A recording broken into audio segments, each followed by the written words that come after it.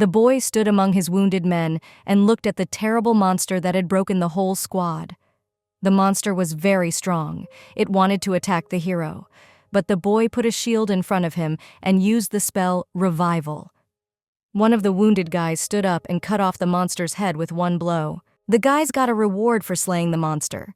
The girl was happy that they got a big reward this time. The swarthy and tough guy replied that it was because that giant monster was on the bonus sheet. The guys were splitting the reward in half, so the girl handed Alan, the guy who cut off the head of the scary monster, his half, then handed it to the swarthy guy named Joes, and finally to Licht, who was able to resurrect everyone. The white-haired guy thanked her. The girl told everyone that as soon as Licht joined them, they started doing tasks much faster and more efficiently. Joes replied, thanks to his resurrection skill, they could constantly revive, but it was still very unpleasant to die. Licht was invited to their company by Alan. The girl asked him if he knew about his abilities.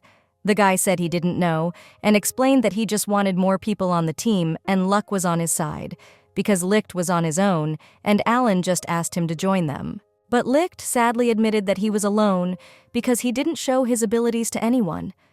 The girl wondered why he didn't show them, because he had such an amazing ability, and even their kingdom needed his skills. The boy replied that he was afraid to talk about them. The girl asked what he could be afraid of. Licht replied that he was afraid that evil people might take advantage of him or get into something dangerous. The girl looked at him surprised, but the guy admitted that they treated him well like no one else, so he really believed that it was okay to show them his skills. Joes and the girl started patting him on the shoulder and telling him that he was starting to love them so much already and thanking him. The girl said that only because of him they were alive. She was very grateful to him, but in the beginning she thought he was useless. The guy was shocked. The girl continued that now their dream of becoming S-rank adventurers could become quite achievable and asked Alan's opinion. The guy agreed with his friend and putting his hand on Licht's shoulder, said he had high hopes for him. The guys surrounded him, the guy happily agreeing with them. The company completed many quests.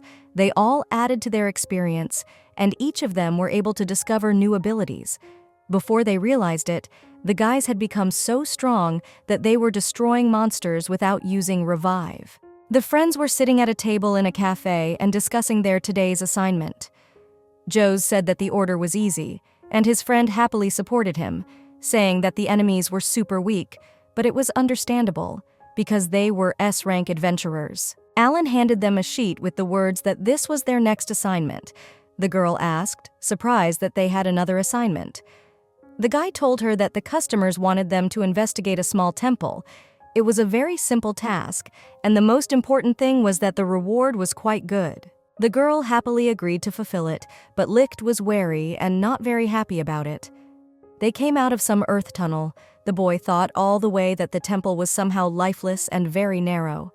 Alan, walking ahead, said that they were coming back. Licht was surprised that it was so fast. The girl walked forward and said that everything was fine, so we can go back. There was a strange look on Jose's face. All the guys walked ahead of Licht as they exited the temple. The boy followed them and did not understand what was happening. He had a feeling that something was wrong and not for nothing. He heard a rustle behind him. The boys asked him to forgive him. The boy turned and asked what to forgive him for, and saw that he was surrounded by knights, and an elder was at the head of them. Licht looked straight at him and asked nervously what it all meant. The old man held out a piece of paper in front of him and said that he would understand everything when he read this document. The kingdom had issued an executive decree and asked the boy not to take it to heart. The guy was shocked. He was immediately grabbed by his arms by the knights. He started to lash out and shout to be let go, but the knights ordered him not to resist. Then the guy looked at the elder in anger and started shouting that he was paying taxes and working as an adventurer and asking what he could have done wrong. An old man with a long beard and pancake eyebrows that covered his eyes explained that the problem was his ability. Licht was surprised how he could know about his skillet. The old man continued that the guy's skills were too dangerous to leave alone. He was sure there were plenty of people here saved by this skill, but it could be a problem if it was suddenly used for the sake of resurrecting demons. Licht shouted that it was outrageous because he had no thought of abusing this skill. The elder remained silent. The boy convinced him that it was true and asked him to even ask one of his teammates because he was sure they would confirm his words.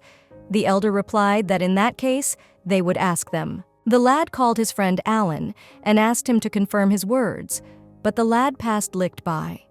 He apologized to him and replied in an indifferent voice that he could not resist the orders of the kingdom and asked him to put up with it, for their sake. Licht asked him what he was talking about, since he thought if he left the team, but Alan interrupted him and said that they only let him join them because of his skills.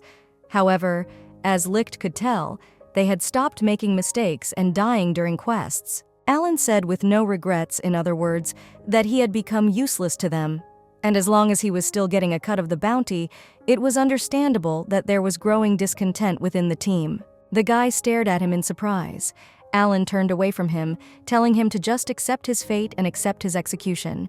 And if he was lucky, they could mark him as a hero on his grave as a necromancer. The guy started shouting their names. Jose and Shizuku turned to him and gave him a disdainful look. The girl waved her hand at him and said that she understood how he felt, but shouting their names wouldn't change anything. She asked him not to hold a grudge. The guy was in huge shock. Alan received a large bag of bounty from the elder. Licht was blindfolded and led to the rock, the executioner tossing him to the ground and removing the blindfold. Asking if he had any last words to say, the lad asked where they were. The big man replied that they were at the place of sentencing. The executioner, raising his sword, said that after he had thrust his knife into his heart, he should push him over the cliff. The man asked him not to worry, for it would be a painless death. Licht called his former friends scum. The executioner didn't like that and asked him to be grateful, because he could still change the method of killing to a more torturous one, so the guy had to watch his language. The big guy continued to scoff, saying that who would have thought the S-rank adventurer would end up like this, and the guy had no way of knowing how much time he had left in reserve. The man cheerfully offered to bet on the odds that Licht wouldn't die. Licht was beginning to lose his patience. He shouted loudly that if he was going to do it, let him do it. The executioner, drawing his sword over his head and saying "Chow" to the guy, stabbed him in the heart. Blood spurted out of the guy's mouth, and the big guy kicked Licht down. The boy fell to the ground, his eyes open and blood flowing from his mouth. The executioner on the cliff reported that he was finished. Licht lay senseless, and no one had even come to make sure he was dead. A shield with all sorts of symbols appeared above the guy, and he gulped and opened his eyes wide. The Licht had come to life. Humanity didn't know then that at that moment, this was their greatest mistake, what they had done. The protagonist crouched down and looked at his hand, wondering why he wasn't dead. He thought the executioner had missed, but that wasn't the case. The guy felt himself being pierced. He groped himself in surprise. There was no wound on him. It was all like when he used the revival magic. He couldn't figure out who could do such a thing, and after thinking about it, he decided that it couldn't be because he was the only one who could use such a method. Then it occurred to Licht that he could activate his skills when he died. His team naturally didn't know about it. Most likely, one of them had hinted to the kingdom about his ability, though the guy trusted them completely. He was angry at them and his naivety. He decided to leave this place before it got completely dark. Licht couldn't go back to the kingdom anymore. So as he headed deep into the forest, he decided he had to find a place to hide. Licht walked out to the sea, perplexed, looking at the blue surface in front of him. Despite the kingdom's decree, the guy had been revived, but fortunately, they didn't know about it yet, so the protagonist decided to find shelter. In this world, the ratio of humans to demons in terms of the territory they occupy is about 3 to 7. The hero once heard that there was a suspicious cave closer to the border. Licht couldn't believe this information because it was known from unreliable sources. He didn't know for sure if this cave existed or not, but even so, he was still on his own. He had no other choice. Licht sank to his knees, losing hope, saying that all the stories about the cave were mere rumors after all. A rock came under his hand and he launched it into the water with all his anger. Licht heard a zing sound, as if he had hit metal, and looked where the stone had fallen. He saw a door in a huge boulder. The boy was very surprised that there was a door in such a place. He realized that it was the same cave and swam quickly to the place. When he reached the place, the doors immediately opened in front of him. Licht was glad that he had found the cave after all. He began to climb down the steps. The guy didn't realize if he had reached the deepest point or not. Walking through the cave, he looked around and thought that he hadn't met any monsters. It felt like the whole dungeon was off. The guy looked up. The cave was spacious but lifeless. He decided to end these thoughts and resurrect the monster sleeping inside this cave. Licht needed to make an alliance with him in order to survive. The guy noticed that this cave had existed for a very long time. Hence, the hero thought that there must have been some very powerful creatures living here. He was sure that his revival skill would be able to bring back the dead regardless of whether there was a body. The protagonist was about to do what the old man was afraid of, but now it was not his concern. Having applied revival, a circle with symbols had already appeared in front of him. Licht immediately heard a rumbling noise. He felt as if his soul was being sucked out of his body. This had never happened before when he was resurrecting people. There was a loud bang in front of him, and the guy recoiled, squinting one eye to see if it had worked or not. He saw the girls in front of him. One girl with a bold face and a huge mop on her head cheerfully exclaimed that she was finally alive. The other, with a cute face and a high ponytail with bangs, cheerfully folded her hands in front of her and said that they had made it. A girl smaller than them, looking down at her hands in surprise, noticed that even their bodies had fully recovered. Another little girl with a brown hair and pointy ears like an elf threw herself into the arms of a girl who was noticeably older than them, with loose hair and the same pointy ears, saying that she was very happy to see her. The girl was also to see the girl named Iris Chan. One of the girls noticed Licht and asked the Lord if this Lord could bring them back to life. The girl looked at him with foxy eyes, with a huge mop of hair on her head, and coming closer to him, gave orders to the girls to go to their posts. To make sure that no one came to them, put her hands at her sides and boldly asked the guy if it was true that they had been resurrected by him. Licht looked at her warily and replied that indeed he had brought them back to life. The demon lord asked how he had done it, since they had been dead for about 100 years, and said that even necromancers could not resurrect without a corpse left behind. The guy marveled that they had been dead for 100 years. He shuddered and looked at her. The girl was looking at him fearfully. The guy admitted that he wasn't sure about the details himself, so it was unexpected for him too. They looked at each other for a second. Suddenly, the Lord laughed and said that he was an interesting kid. She cheerfully began to say that since he could really raise the dead, didn't he want to join them? The boy excitedly asked if he could join. The girl said he could, especially since, as she noticed, he was in trouble. Arya reached out to him with words that she didn't know what his circumstances were there, but she wanted to reach out to him because he had resurrected them. The boy bewilderedly thanked her, so he became part of the Demon Lord's army. It didn't work out the way Licht had envisioned, but he had nowhere else to go, so he decided to be grateful and accept the offer. Arya noticed and said she didn't know his name yet, so she confidently said her name and held out her hand to him and said he could bow to her as the most legendary demon lord. The guy gave his name too and asked about the other girls. Arya answered that they were her faithful servants, so they were also very grateful to him for the resurrection. Licht hadn't had a chance to talk to all of them yet, but they were her fixers, and since Arya trusted them completely, the lad thought they might have been such powerful and capable servants. The girl began to tell her that their main goal was to rebuild dystopia, though of course it had been 100 years. But as Arya noticed, the layout hadn't changed at all. The boy asked in surprise that she called this cave Dystopia. The girl replied that this cave had another name as well, Hero Killer. She was glad that it was built so sturdily that they could still use it. Licht asked the Lord what he could do to help them, and warned them in advance to let them know that his combat abilities were mediocre. Arya frantically slapped the guy on the back, shouting cheerfully at him not to be silly, and told him why she should change her plans and send him to the battlefield. She admitted that she appreciated his abilities, and she had someone who was perfect for him, so she wasn't going to assign him to a specific area of the dungeon. Licht was sure that this cave was huge, he told Arya, but he was surprised that 4 girls were responsible for guarding all the areas. And the guy thought that since it was all guarded by only 4 servants, they were obviously short on manpower.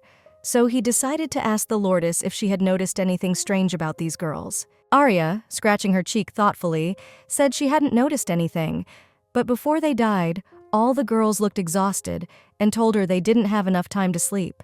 The boy got excited, thinking that apparently the protected area was so wide that the girls didn't have enough time to sleep, and Licht even thought that dystopia, also known as the hero killer, was a kind of hard labor. Licht offered to look at the situation from the other side. The girl looked at him in surprise and offered to discuss it with her servants. The guy looked at her in shock, and Arya waved at him and happily informed him that she was leaving everything to him. The protagonist, snickering, escorted her out. Licht came to an area that was closer to the deepest part of the dungeon. He asked a girl with 2 ponytails on her head to forgive him for the intrusion. Ferris, passing by him with books in her hands, said he was forgiven and went on about her business. The guy wanted to make conversation and said that she seemed busy. The girl, interrupting him, replied that there was nothing to do. Besides, she liked the sense of accomplishment she felt when she put everything in order. It was just indescribable. Licht was in Ferris's Hall of Melancholy. The girl asked him what brought him to her and looked at him expectantly. Ferris seemed to be human, and the boy thought that since she was in the middle of nowhere, she had impressive power. The protagonist decided to tell the girl that he had heard that everyone was putting their best foot forward to protect dystopia, so he wanted to find a way to lessen their workload. The guy also said that he had already gotten permission from Arya, so he decided to convince the girl that she could be sure. But suddenly, Ferris dropped to his feet, and calling him their savior, said that she was willing to cooperate with him. Licht was a bit flustered and confused by her behavior, and asked her how many zones were under her protection. Ferris innocently replied that it was about 5. The protagonist was surprised because normally, each zone housed a very strong monster. The guy was surprised to think that Ferris and the others were probably high-level demons rather than monsters, and moreover, they didn't look like servants. Then he didn't understand why the girl was in charge of 5 separate zones at once. Ferris admitted that it was indeed very hard when the enemies attacked. Licht was 100% sure that the lack of hands in dystopia was much more serious than he thought. The girl continued that since the zones she was guarding were closer to the Overlord, the pressure was 10 times higher. The boy admitted that she had a hard time of it. Ferris lowered her eyes to the floor and said that Iris and Tisa were guarding the area with just the 2 of them, so she had even more work to do here as well, she thought. There was nothing they could do. Licht said thoughtfully that it was clear to him that the problem could not be solved in one day, and suggested that they start by filling the empty areas with traps. He thought that was their only option, but the only question was whether Arya would approve of it. Ferris replied that right now the Lord was in a good mood, so there shouldn't be a problem. She also told the guy that since he had resurrected them, she was sure Arya would listen to him. Ferris, clenching her hands into fists, seriously admitted that it was time for a revolution. Licht, smiling at her, sensed her enthusiasm, with which the girl believed he would bring them change. In a beautiful forest, Tisa was sitting on a tree root sipping tea, with Iris lying on her lap. Their area was called the Pristine Garden. Iris noticed Licht, and calling out to her sister said that they had a visitor. The girls stood up, and Tice apologized to the guy for not having prepared anything for him. The guy excitedly reassured them that everything was fine. The protagonist looked at them, and as he correctly realized, Iris was the younger sister, and Tisa was the older one. The girl called him by his name. Licht was surprised that Tisa knew what his name was, and asked how she knew. The girl admitted that she had overheard their conversation with the Lord by accident. Suddenly, Iris turned to her sister cheerfully and said that she was sure he had come to them to help them assess the current situation. Tisa apologized to the guy for having to do that, but the guy said he had come to find a way to lessen the burden on all of them. The girls frowned. Iris asked the older one seriously what they should do. Tisa said they should listen to him for starters. Licht guessed and asked the girls that Tisa and Iris were in charge of this area together. They were indeed guarding this area together. Then Licht asked why they shouldn't split up so one of them could take over the other area. But then suddenly Iris hugged Tisa and pressed herself against her and said she didn't agree to split up. Tisa smiled and said that was why they guarded together, but also because their abilities were revealed better when she and Iris were together, so they couldn't be separated by zones. Licht understood them. Iris asked the older one if the guy could revive their servants. The protagonist was surprised. Then Tice explained to him that the servants were puppets created by the Lord, and usually gave them the dirty work, and asked him if it would be a big deal to revive them. Licht said sadly that unfortunately he couldn't resurrect someone without a soul. Tizi apologized for asking too much. Then the girl turned to her sister again and said that it would be great if the Lord created servants again. Tisa thought so too, however.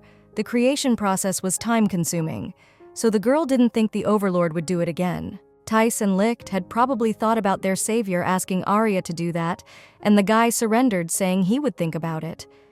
The older woman asked him not to overwork himself and to take care of his health. Iris cheerfully clenched her fists and said she was holding her fists for him. Licht came to the last girl. Rose said her area was called Bat Cave and asked if he had any problems. Rose was a vampire. She was supposed to sleep when the sun is up, but the guy felt like Rosa didn't have time to rest. Plus, she must be very busy since her area was near the entrance. Licht told her that he was currently dealing with a labor shortage in dystopia, and despite what he had already seen, the problem was much more serious than he had thought. Rose admitted that it was unexpected for her, and thanked him for his hard work. The girl said sadly that the others were having a hard time, and compared to them, she felt that she was still having an easy time. Licht was surprised and asked how many zones she had. Rose said she had 7 zones. The guy came to a huge shock and found out that the girl was dealing with the biggest load of all. Licht thought this was absurd and informed Rose that something had to be done about it.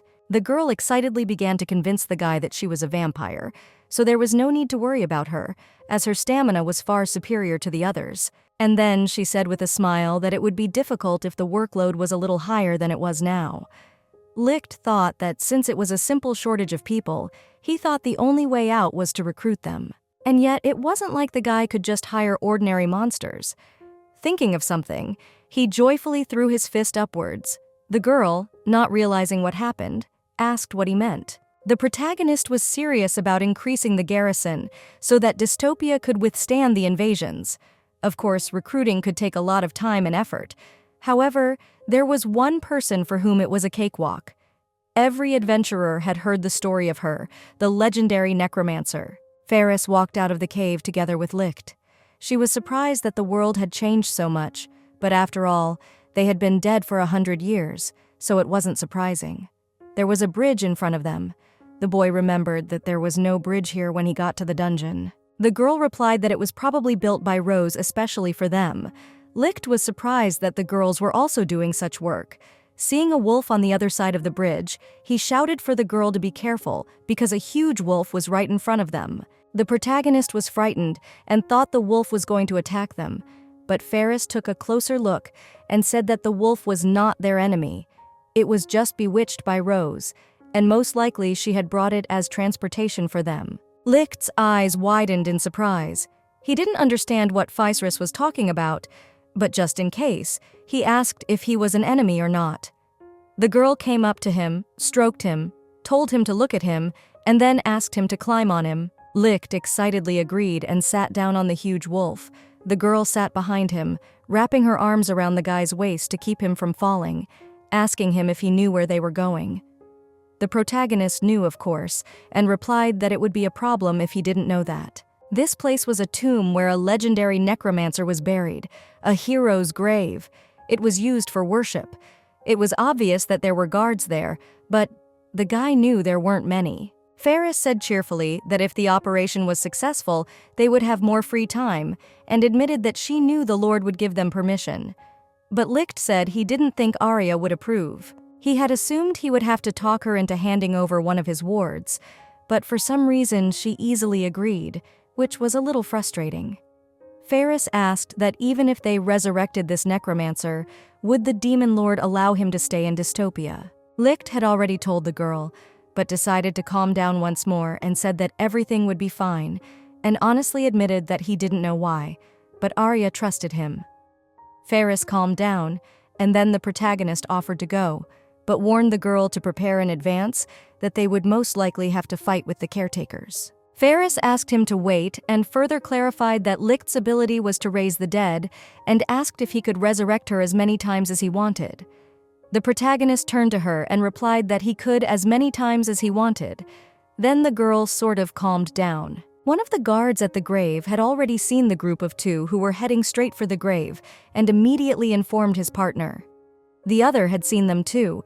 They hadn't expected someone to come here, and just when it was their turn on the night watch. The caretakers of the hero's grave had an impressively sized, double-edged axe in their hands.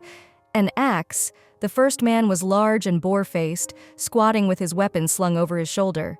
The second stood nearby, a bald, lanky caretaker with huge ears and wearing a strange cap. The first ranger assumed they were marauders who had come to steal goods.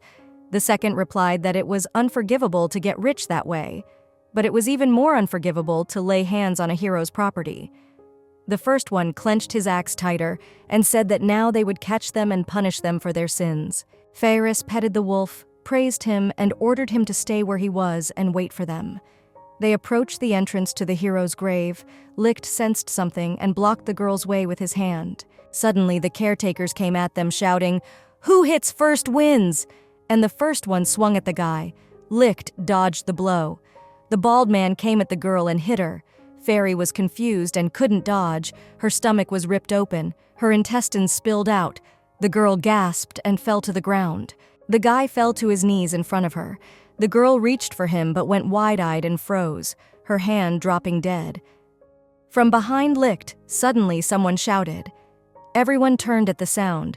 The sturdy caretaker asked his partner what was wrong. He crouched down and clutched his stomach, yelling that it hurt like hell. He froze and began to slump, falling face down with no sign of life. His partner stared at him in shock. The bald man had the same wound as Ferris, his stomach ripped open.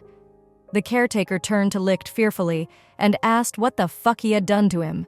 The boy only replied that he understood now. Arya had told him about it. The kid sat leaning over the girl, the caretaker yelling at him to stop mumbling and answer him. Licht revived Ferris. She stood up happily and thanked the guy. He grinned at her and replied that he would have preferred to hear about her abilities sooner because she really scared him. The last remaining caretaker saw the girl come to life and stared at her in surprise. Ferris was looming over him. He fearfully shouted at her to get away and scrambled backwards, asking her to stop. The girl stopped in front of him and, leaning a little toward him, looked straight into his face with mad eyes, and then took a scabbard from his pocket and laughingly slit her own throat. The blood whipped. The same was repeated to the caretaker. They fell together without signs of life. Licht looked at them sadly and resurrected Ferris. The girl came to life again. The guy was looking at her with a smile. Ferris looked at him in surprise and asked what was wrong. The guy replied that everything was fine. The girl then suggested that these guys might have called for reinforcements, so they needed to hurry up and finish the operation. Licht agreed with her, and they went to the grave. The boy and girl found a grave and approached it.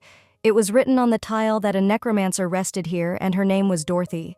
Licht used a resurrection spell, and a hand suddenly appeared from the ground. Licht and Ferris looked at her expectantly, but Dorothy couldn't get out on her own and asked for help. The girl turned to the boy and asked him if he was going to help her.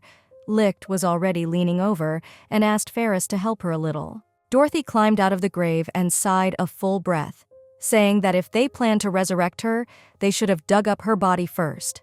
The girl shook it off. Licht apologized to her. The girl asked why they resurrected her.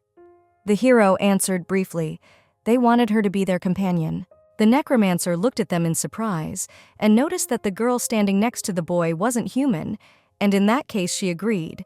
Raising a finger up, she remembered, and said she wanted to ask one question before doing so. The girl saw that the guy wasn't a necromancer, and then asked how he had resurrected her, because it wasn't like there was a master-servant bond between them, since she hadn't become his puppet. Licht replied that she was right. He really wasn't a necromancer, but he shared that he had a skill called Resurrect, and it allowed the guy to bring everyone back to life. However, those resurrected didn't obey his will, and also shared that he could resurrect himself. The girl cheerfully stated that she thought so. His abilities were similar to hers, but she had never heard of such a skill before, and those who were able to use them. Ferris exclaimed that Licht was wonderful. The boy embarrassedly thanked the girl. Since all Dorothy had to do was become their assistant, she was willing to do whatever it took to justify their resurrection. Licht said he was overjoyed about this and offered to leave before enemy reinforcements arrived. Everyone agreed with him. They returned to the dungeon and descended into the deepest part of dystopia. Dorothy noted and said that the cave was quite large, and even if she called upon her spirits to guard the place, she would need quite a number of them to cover the entire area. The boy sadly remarked that it wasn't that simple, but the girl easily told him that it was all nonsense, and taking her staff, on which were strung various skulls, said that summoning spirits was her forte. She swung her stick, and when she was done, she turned to Licht and Feyre, saying that should have been enough. The boy was surprised that the girl had finished so quickly. Dorothy replied that the spirits would arrive at the areas that needed guarding within 3 minutes. She could take control of hundreds of spirits at a time. The guy looked at the necromancer and thought that this title was given to her for a reason. Of course, the guy understood that the defenses in areas with spirits were weaker than those guarded by Rose and the others, but this way, they could focus on protecting and improving their own territories. The girl asked if she could take over one of the zones and admitted that even in her 1,000,000 years, she never thought she would be working under a demon lord. Dorothy knew that Licht was human and asked him why he was helping the demon lord. Licht lowered his eyes to the floor and said that he had had some trouble in the human world, and now, except for this place, he had nowhere to go. Dorothy said she didn't know exactly what had happened to him, but offered to finish the subject. The girl put her hand on Licht's shoulder and said with a smile that the only thing she realized was that he had some problems in the human world, and asked the guy if she needed to thank the demon lord since she was new. The guy replied that Arya should be asleep right now, so he asked the new girl not to worry about that for now and suggested she go greet those he thought were much scarier than Arya for starters, and gave as an example Ferris. Dorothy was surprised and asked about this girl who was with him because she would never have thought Ferris was scary. Guy, remembering what the girl had done in the graveyard by the caretakers, explained that if Dorothy attacked her, Ferris would let her throat slit in response. The girl exclaimed that it frightened her, but said that since Ferris and the others were now her allies, she trusted them. However, she coquettishly asked the boy that if such a thing happened, he would save her. The boy assured the girl that if such a thing should happen, he would resurrect her. But Dorothy, smiling, said that if she could, she would still like him to save her before she died. Alan was sitting at his desk. Shizuku came into his room and asked the guy if he had found a replacement for Licht. The chief irritably replied that he hadn't found one yet. For one thing, it wasn't easy to find a healer of their level. The girl then asked why that was so. After all, there should be a few yeses. All the more reason they needed the healer to be able to heal their wounds. They didn't need resurrection. Alan grudgingly replied to his partner that that was what he was trying to tell her, that each of them was too weak. It didn't matter how good a support they could give in the rear, but they were bound to die on the transfer. The girl couldn't understand in any way and asked her friend what he meant, and asked what he said about protecting their future healer in battle. After all, it didn't matter. They were S rank, so she was sure a lot of the strongest healers would want to join them. But the guy went on to explain that the problem was that despite a healer's rank, their physical abilities didn't increase with rank, and even if he was S rank, in a one-on-one fight, a healer would be no stronger than the average adventurer. Shizuku remembered Licht and said he was useful in combat, but Alan reminded her that he wasn't a healer. Resurrection was just his skill, so his combat skills were on their level. The girl didn't know that. Alan replied irritably that there was no point in dwelling on Licht anymore, and the guy suggested taking one person on the team for bait to start with. The friend agreed with him and said that she didn't mind giving them all up, because who knew, maybe they would be even better off without them. Alan said that he had a lot of applications on his desk and offered to pick and choose, because maybe they would get lucky and really find someone worthwhile. Shizuku happily replied that it was already interesting and reached for the envelope with her hand, saying that there was a letter here for Alan. She turned it around and read it, and then handed it to the guy. The kid asked what it was and was willing to bet they were being asked to do the quest again instead of someone else.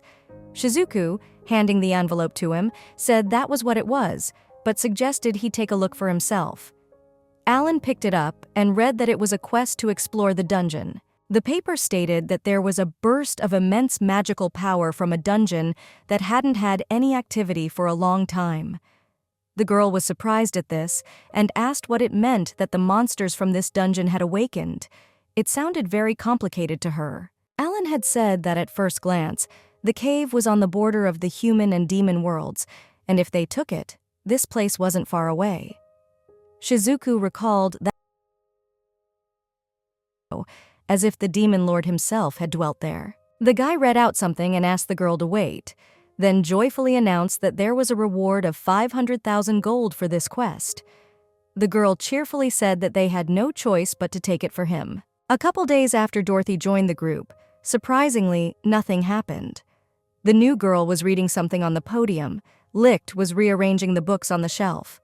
The silence was broken by Dorothy. She told the guy what people had learned about dystopia. Licht turned surprised at her and asked the girl how she knew. Dorothy replied that she had left one spirit to patrol the neighborhood near dystopia and had overheard people nearby. Licht said in surprise that he didn't know she could have used them like that. The girl said that she thought from the death of these people might cause problems, so she didn't order the spirit to attack. But she thought that they were going to attack them soon. Besides, the people were aware of the location of the cave. Licht said they would deal with it when the time came and thanked the girl for the information. And, remembering, the main character told Dorothy that Ferris, Rose, and the others were grateful to her for the spirits because they finally had more working hands. The girl rejoiced and said that she was glad that she was able to help them. Dorothy told Licht that she hadn't been able to find a decent use for necromancy in the past, so working here made her happy, but asked the guy that when the battle started, what her role would be, in his opinion, if she should fight beside him. Licht replied that it was okay, because Rose and the others would deal with them sooner. Then they would reach them, so the guy thought the girl wouldn't even have to do anything.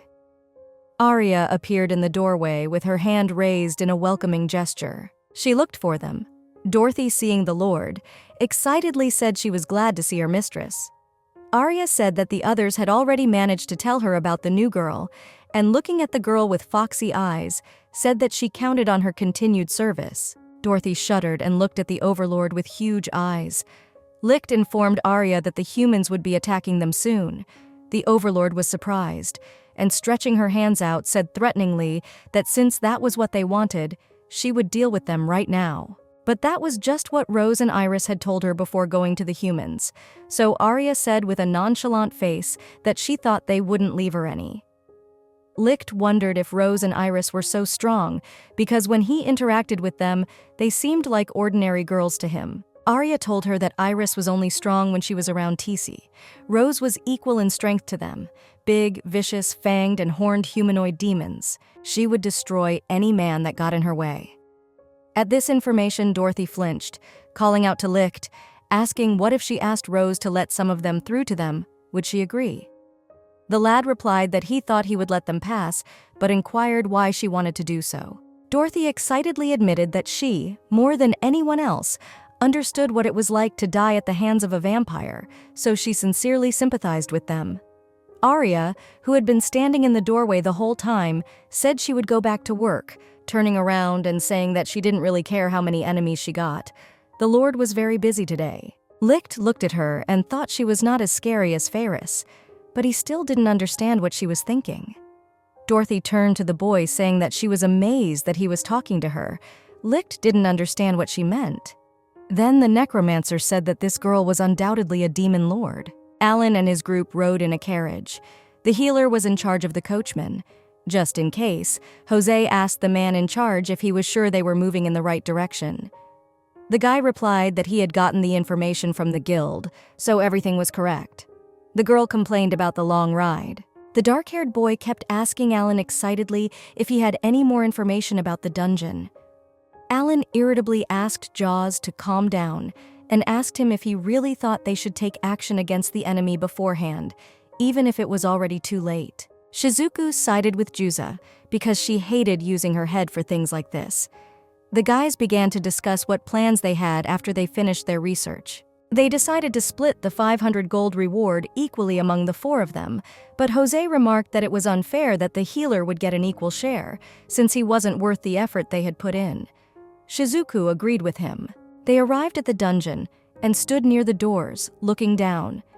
Shizuku said that those stairs looked problematic. Jose turned to Alan, asking if he had taken an item to escape, because this place radiated danger, and Licht was no longer near them.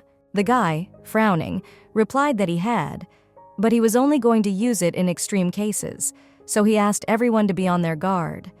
They decided to go already and asked the healer not to go far away. As the company began to make their way downstairs, Jaws sensed the spirits. Suddenly, the swarthy guy turned to Alan and said in surprise that what he had discovered here was an undead that looked like Licht.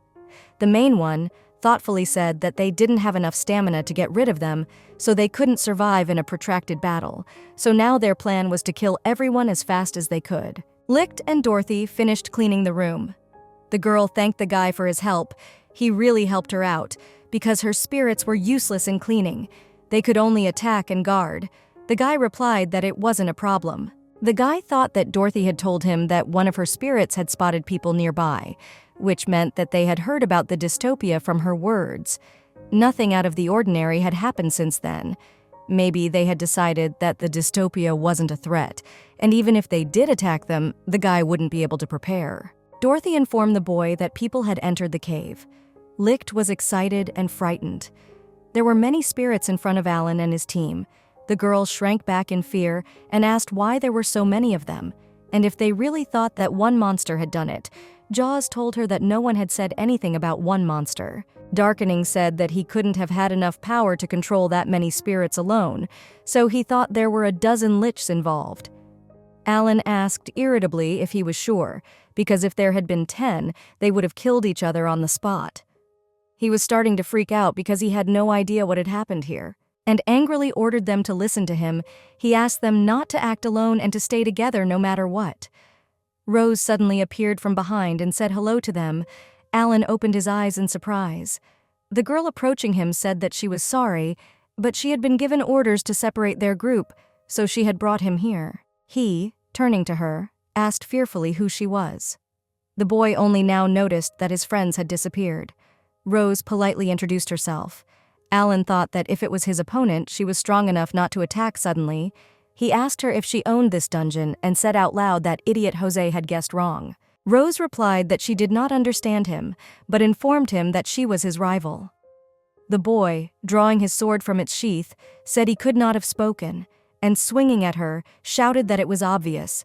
But there was no blow, and his sword was gone from Alan's hands. Rose, holding the boy's sword in her hands, looked at it and said that it was a fine blade, but it was sad to see how carelessly people used it. Alan angrily asked how she was able to snatch his sword so deftly. The girl replied that his swing was too slow, so she could borrow it for a bit, and tossed the weapon back to him. He caught it and asked who was controlling the spirits, because he could tell with certainty it definitely wasn't her, and ordered him to tell her where that person was now. Rose, scratching her chin thoughtfully, replied that she didn't really know the exact location, but she thought she was with Licht. Alan was surprised and asked why his name was coming out of her mouth. Maybe she knew him, for that was impossible. The girl realized who the guy was. They looked at each other. The guy remembered how they had turned in a comrade and thought he should have been dead. He didn't believe Licht was still alive. After all, it was absurd. Alan said it didn't matter anymore. Thrusting his sword forward, smugly he said, "Did the girl really think he would start to stir when he heard his name?" Rose exhaled tiredly and said that she was beginning to understand what Licht was feeling, and told the boy that they had already lost, at which point a bat landed on his hand, clamped its fangs on his finger, and began sucking blood. The guy tried to get rid of them, but he couldn't move. Rose, watching his attempts to free himself from the mouse, said that with that physique she wouldn't be able to get much blood out of him. Then, thoughtfully lifting her head upwards, she spoke her thoughts, that if she asked Licht to resurrect her victim, it would mean she would have a perfect and infinite system. The girl turned to Alan with a smile and said that this theory definitely needed to be tested. The guy looked at her with consternation, called her a critter, and then found himself chained by bats to the coffin box and screamed longingly. Shizuku found herself in the forest. She didn't realize where she was. After all, the girl had just entered the dungeon. Thinking about it, she remembered that she had lastly noticed the bats, and then Alan and Joe's suddenly disappeared. Iris shouted joyfully to her sister that a man had appeared. They walked together towards the girl. The girl asked her sister if they should get rid of her. The girl asked her sister if they should get rid of her. Tisa replied that they would, because it was an order from the Lord, so they would have to do their best. The girl confidently put her sword forward and said that if they ran away right now, she would forget about them. The girls looked at each other in surprise. Iris spoke to her sister, asking what the hell this person was talking about. Apparently, she didn't know her place. Tisa replied that she was human, so there was nothing she could do about it. Shizuku stood there like a stupid sheep. Iris pointed her fairy control at her. The girl started swinging her blade, chopping the fairies, but it didn't help. There were an endless number of them, so they reached her anyway. One fairy on her arm went inside the girl. Shizuku couldn't move. She dropped her weapon and was left standing paralyzed. Iris shouted happily that the task was done. Turning to her sister in a hug, she asked the older one to praise her. Tise said with a smile that she was a smart girl. Iris directed the fairy control at Shizuku again. The fairies began to penetrate the girl's body. Shizuku was paralyzed. She didn't expect them to attack at the same time, but either way, Shizuku thought she had to at least do something. Iris asked the older one what they would do with the human. Tice replied that they hadn't been told anything about it, but she thought they could give it to Rose. The girl got excited and said that would be a great way to use the resources, and praised her sister. Jaws remained standing among the spirits. Dorothy said hello to him, as she thought it was indeed a man.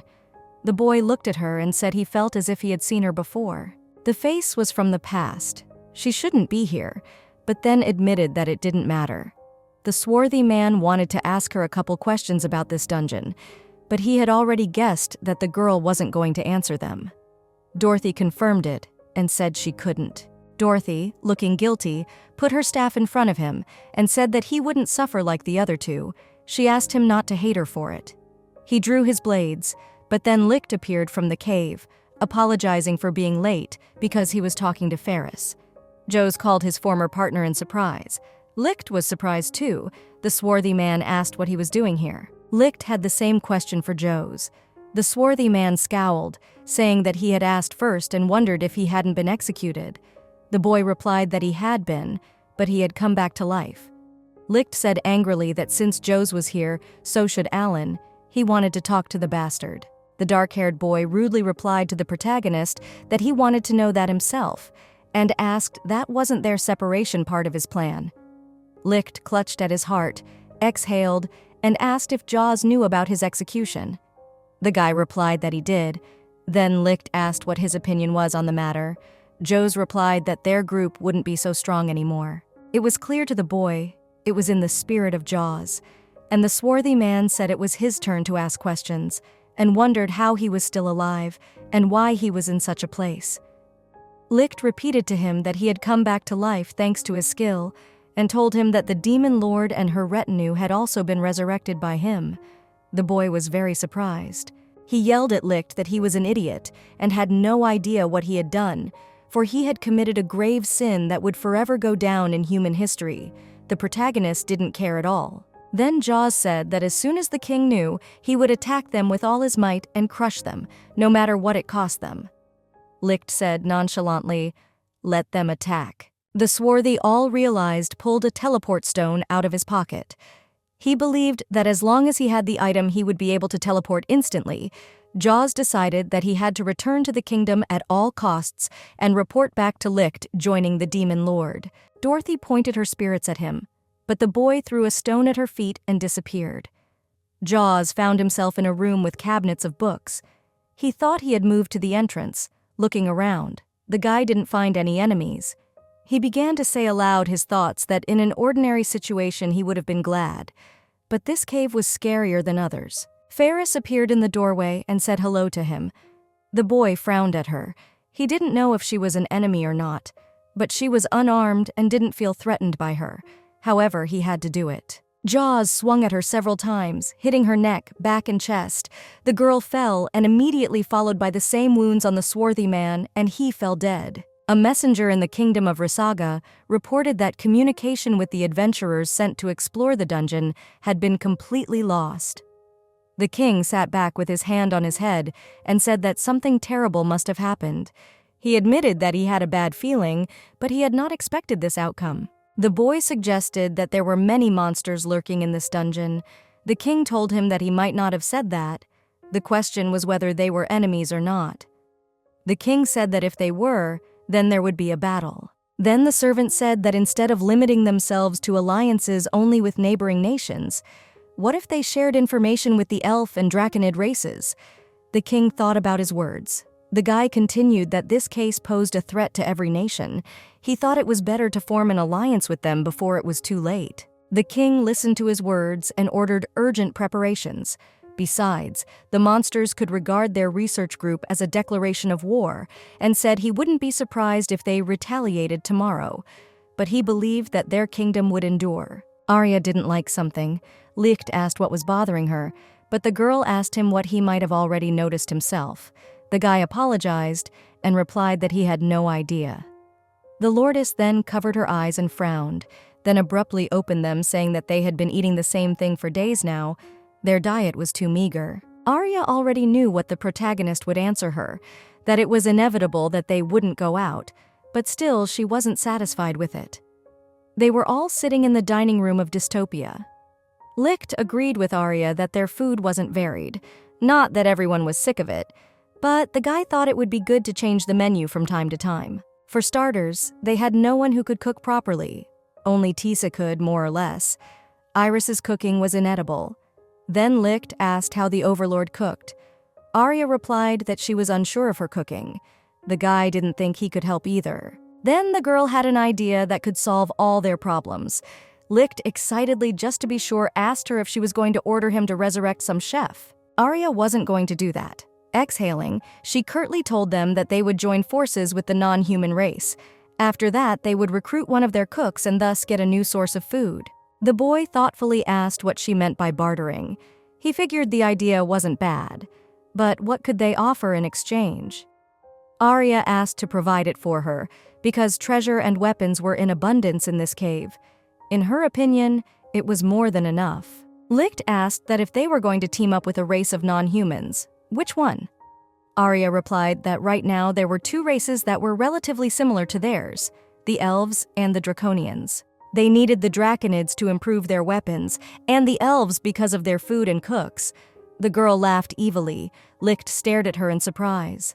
The main character came to Iris and Tisa and told them everything that Arya had told him. To begin with, the guy was going to go to the kingdom of elves, so he came to ask for their help. Iris asked the older one what they should do. Tisa answered that it was the Lord's order. Licht thought that since they would be dealing with elves, he should ask this particular couple for help. After all, they were high elves. High elves had a superiority over the rest of their race.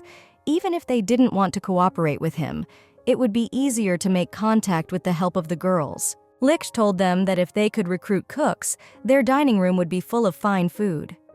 Tice, turning to the younger one, said that sounded wonderful, and she thought everyone in Dystopia would dance for joy when they got a cook. Iris pouted and said resentfully that they could have asked her to cook for them. Tisa, to calm the girl down, said that Iris's cooking tasted good and was unusual. She turned to Licht and asked that they were only required to accompany him to the Elf Kingdom. The boy replied that that was the way it was, and if anything happened, he was counting on them. They went outside, and Licht looked at the huge, scary beast in surprise and fear. Tisa explained to him that it was their cute pet. Iris told him that he was a beast from the Fenrir legends, and they called him Fenya. The boy thought that the mere presence of this legendary beast could be enough to subdue the entire elven kingdom. The beast began to growl at Licht. Tisa asked him not to worry because their pet was well trained, so he shouldn't attack for no reason. Iris asked that maybe Licht was afraid of him. The guy stammered and exclaimed that he wasn't afraid of him. The girls remembered that there were rumors that Fenrir were especially dangerous if they had once tasted human meat. Iris asked her sister if Fenya had ever eaten a human. Tisa didn't know for sure, but she said it wasn't a problem, because Licht could resurrect himself. The boy was quite shabby and asked them if they would let the beast do anything to him because he didn't want to be chewed up. Tisa smiled and replied that he had nothing to worry about because he wouldn't even have time to feel the pain. Licht jumped up and shouted that that wasn't the problem. Iris calmed the guy down by saying that Tisa was only teasing him and asked him to get on top of Fenya now. Licht sat on the beast. The girls said it wasn't as bad as he thought, the protagonist agreed, but his heart was still jumping out of his chest. Tice had a bad time warning him that when Fenrir was saddled on an empty stomach, he gets very angry, so she asked him to be careful. The protagonist turned to her and replied that she should have said so earlier and asked, for his peace of mind, to never forget to feed him. The company was walking through the forest. Tisa liked breathing the fresh air. She said that maybe she was an elf after all. The guy walking behind them worriedly said, "No way." But sure enough, Iris was glad too. Dystopia was nice, but sometimes it was still good for them to get out into the outside world. Iris said sadly that she wished she could take Fenja with her, but Tisa told her that there was nothing to be done, because if they took him with them, all the elves would be terrified. Fenrir was waiting for them nearby. The boy, remembering the menacing look of the beast, thought that with him they might be mistaken for intruders. But if they wanted to make an exchange, they should make an impression. Tisa heard something and asked if Licht could hear. The guy looked at her incomprehensibly because he hadn't heard anything. Iris turned to her sister and said seriously that someone was calling for help. She heard it too, and she also already knew that the enemy was a giant spider. Licht said that if someone was calling for help, they must have been attacked. He couldn't think of anyone but elves. After all, who else could have been attacked in the middle of the forest? Tice agreed with him and suggested that it was more likely that they had accidentally stumbled upon a giant spider, because once spiders spot prey, escape becomes impossible. Iris turned to her sister and said that if they didn't hurry, it would be too late, and they quickly ran towards the screams. Licht called out to Tisa and asked if the three of them could handle it. The girl turned to him and smiled, and replied that whether it was a giant spider or a fierce beast, in their immobilized state they wouldn't be able to fight back. The guy said he understood and left it up to the girls. They came running, but it was too late. The spider was standing over the girl, who showed no signs of life and seemed to have her eyes gouged out. Tice remarked frustratedly that they were late. Iris replied that they were quite a bit behind. Blood was flowing from the dead girl's eyes. The spider pulled away from its victim and looked at the girls. Tisi and Iris immediately together applied fairy control to the spider. The little fairies began to enter the spider's body, and it dropped dead. Tisa turned to Licht and asked him to resurrect the girl. The guy was already on it. He resurrected the pixie. The girl opened her eyes and sat up, looking at her hands in surprise, because she was surprised that she was still alive. So she looked towards the spider and screamed. The giant spider was dead. Tisa hugged the girl and asked her to calm down, telling her that they had defeated him and promised the girl that he wouldn't hurt her again. The elven girl was surprised and clung tighter to the girl. The girl asked Tisa if she had saved her. The girl replied that they had only killed the spider and Licht had saved her. The girl bowed sharply to the ground to the boy and thanked him. Iris suggested to her sister that the elven girl should be their guide.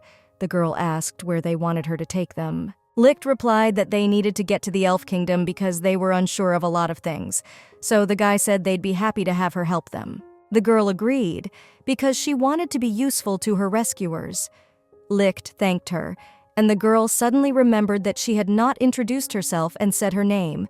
Her name was Lyrica. Lyric stood and waited for them to tell her their names as well. Licht identified himself, and pointing to the girls, said that they were 2 high elves. The girl was very pleasantly surprised and exclaimed that it was no wonder the girls were so attractive, and confessed that it was the first time she had seen high elves. She looked at them with admiring eyes. Lyric led them to the elven kingdom.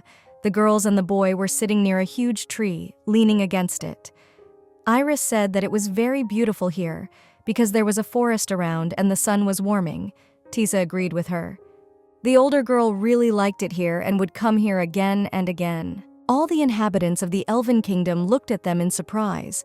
Now they didn't even want to move, so they decided to lie there for at least half an hour. Lyrica ran towards them and called the boy. Licht was enjoying the peace and asked the girl what happened. Lyrica happily said that she had already told the princess everything about them. She said cheerfully that the princess wanted to meet them and talk to them. The company immediately perked up and got up from their seats. Licht didn't think it would be so easy at all. Lyrica, pointing with her hand to the side, told them that the princess was waiting for them in the dom tree. The boys stared mesmerized at where the girl was pointing. Iris told her sister that she too wanted such huge houses in dystopia. Tisa agreed with her and suggested they try to beg Rose. Licht told them that they'd better stop with the idea, because if they put more responsibilities on Rosa, it seemed to the boy that she would die mentally. Tisa leaned over to Iris and warned her not to express herself inappropriately in front of the princess. The girl said she understood her. Licht turned to Iris and asked who was stronger than Tisa or the princess. Iris cheerfully replied that, of course, the sister was stronger. Then the guy asked who she respects the most. Here, Iris replied that the princess, the protagonist, reminded that he and the elves would have a deal and asked the girl to describe it. Iris, bowing her head politely and placing her hand on her chest, began to rehearse to Licht that they would be immensely happy to use their jewelry and weapons to help the talented people from their country and take advantage of their help. Tisa praised the girl and said it was a great speech. Iris smiled embarrassedly and scratched the back of her head. Tisa announced to Lyric that they were ready and apologized for keeping them waiting.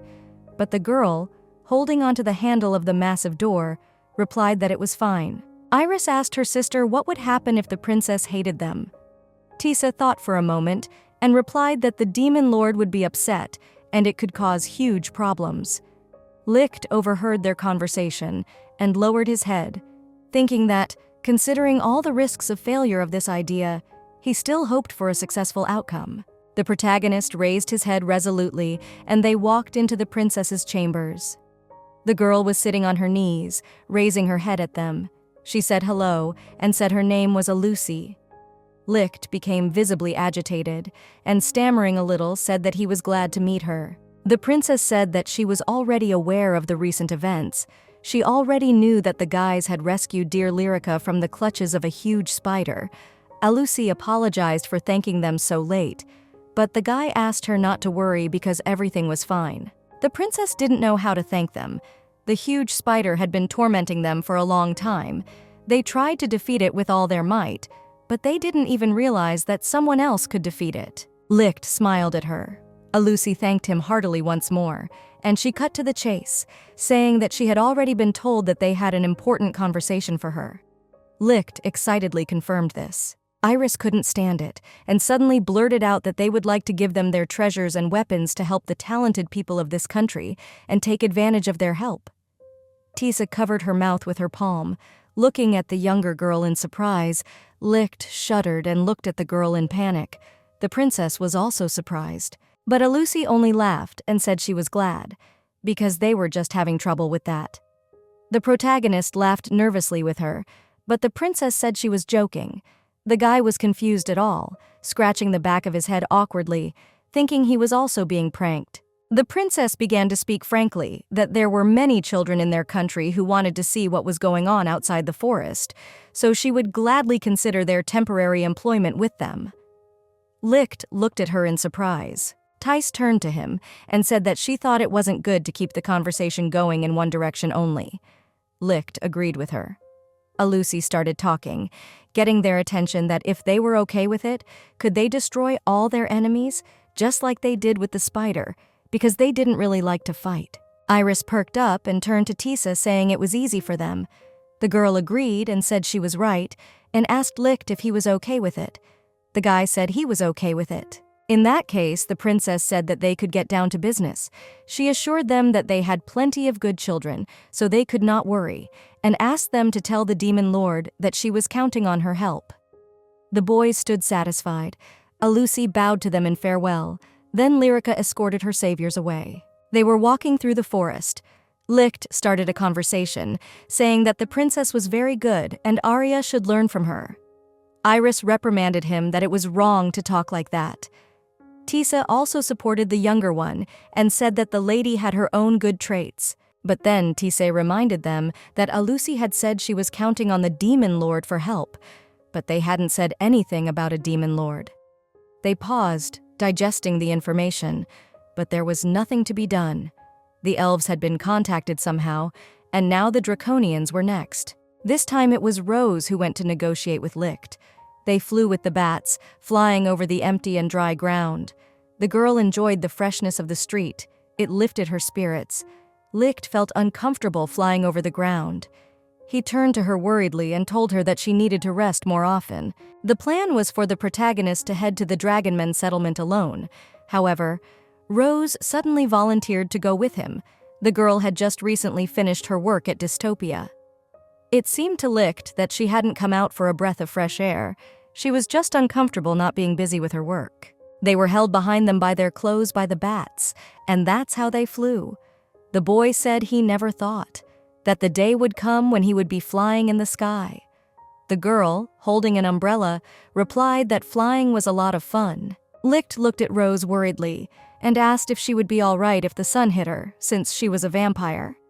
She replied that she would be fine, and smiled and said that the days when sunlight was her weakness were over. Then Rose asked seriously what they would do when they got to the Dragonmen settlement, for they might attack them.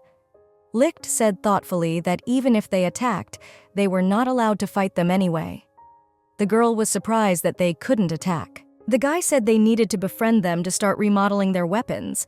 That's what Arya told him. The newly revived Dystopia didn't have all the facilities to produce new weapons and armor, and if they could strengthen their friendship with the Dragonmen, even if they found themselves working for them in Dystopia, orders in their settlement should be accepted. And to interest them a bit, Arya provided her weapons from her warehouse. Rose informed Licht that they were close and telling him to hold on to her. She grabbed the guy by the waist and started to descend. Licht looked scared. They landed without incident, and Rose put her mice away and fairly announced that they had arrived. The guy was nervous and stood there coming to his senses. The Draconids stood in the water and fished with nets. The girl, having sensed, most likely, strangers, warily turned to the side. Her brother, noticing her sister's strange behavior, asked what was wrong. Sister Lalka replied that she had a bad feeling and asked him if he felt anything. The boy stopped uncomprehendingly. The sister apologized and said they needed to finish up soon and go home. The brother agreed with her that they needed to get back early. The girl said their mom was having a hard time. They picked up a whole bag of loot and went home. The girl excitedly asked her brother if their mom would be able to get better. Her brother looked at her perplexed and replied that it wasn't like her to show her weakness. He was right, but his sister had said that mom hadn't been eating well lately, so she shared her thoughts with him that they should have called in someone who knew how to use healing magic. The brother replied that he didn't think it would make any difference, because there was probably magic that healed wounds, but he had never heard of magic that healed illnesses. The boy was right, and his sister suggested that they should go home soon. Maybe mom was feeling better today. Licht and Rose were walking along a rocky road. They were surrounded by cliffs on both sides. The Dragonmen settlement didn't look like a country. Apparently, they were lagging behind the humans. Rose asked what they would do next. She wanted to attack. Licht said that in such matters you should try to negotiate first, so he suggested that she find a local. The guy thought that it would be good if they only found one, because if it was one Dragon Lord, the chance that he would listen to them was pretty high, and if there were two of them, they could feel some kind of advantage and attack them first. Up ahead, Rose saw two Dragonmen, and the girl called out to Licht excitedly. There were two of them, but they looked to be young Draconolids. The protagonist eyed them warily. They had no weapons and had never been nearby, so they decided to give it a try. They approached them and said hello. The brother turned to his sister and said that there were people coming. The girl put her hand out in front of him, blocking the way, and threateningly told him to be careful because the man looked like a human. However, she realized that the woman, Rose, was of a different race because there was an unpleasant energy coming from her. The brother set his bag on the ground and turned to them angrily, asking what business they had with them, because this was no place for humans. Licht shouted back that they should not shout like that because they were not enemies to them. The guy excitedly said they wanted to make a trade with them. Lalki's brother didn't understand and asked if he was a merchant and shouted that he knew the humans had nothing of use to them and threatened that if they turned around and left now, he promised to turn a blind eye to their antics. Licht asked to start looking at it.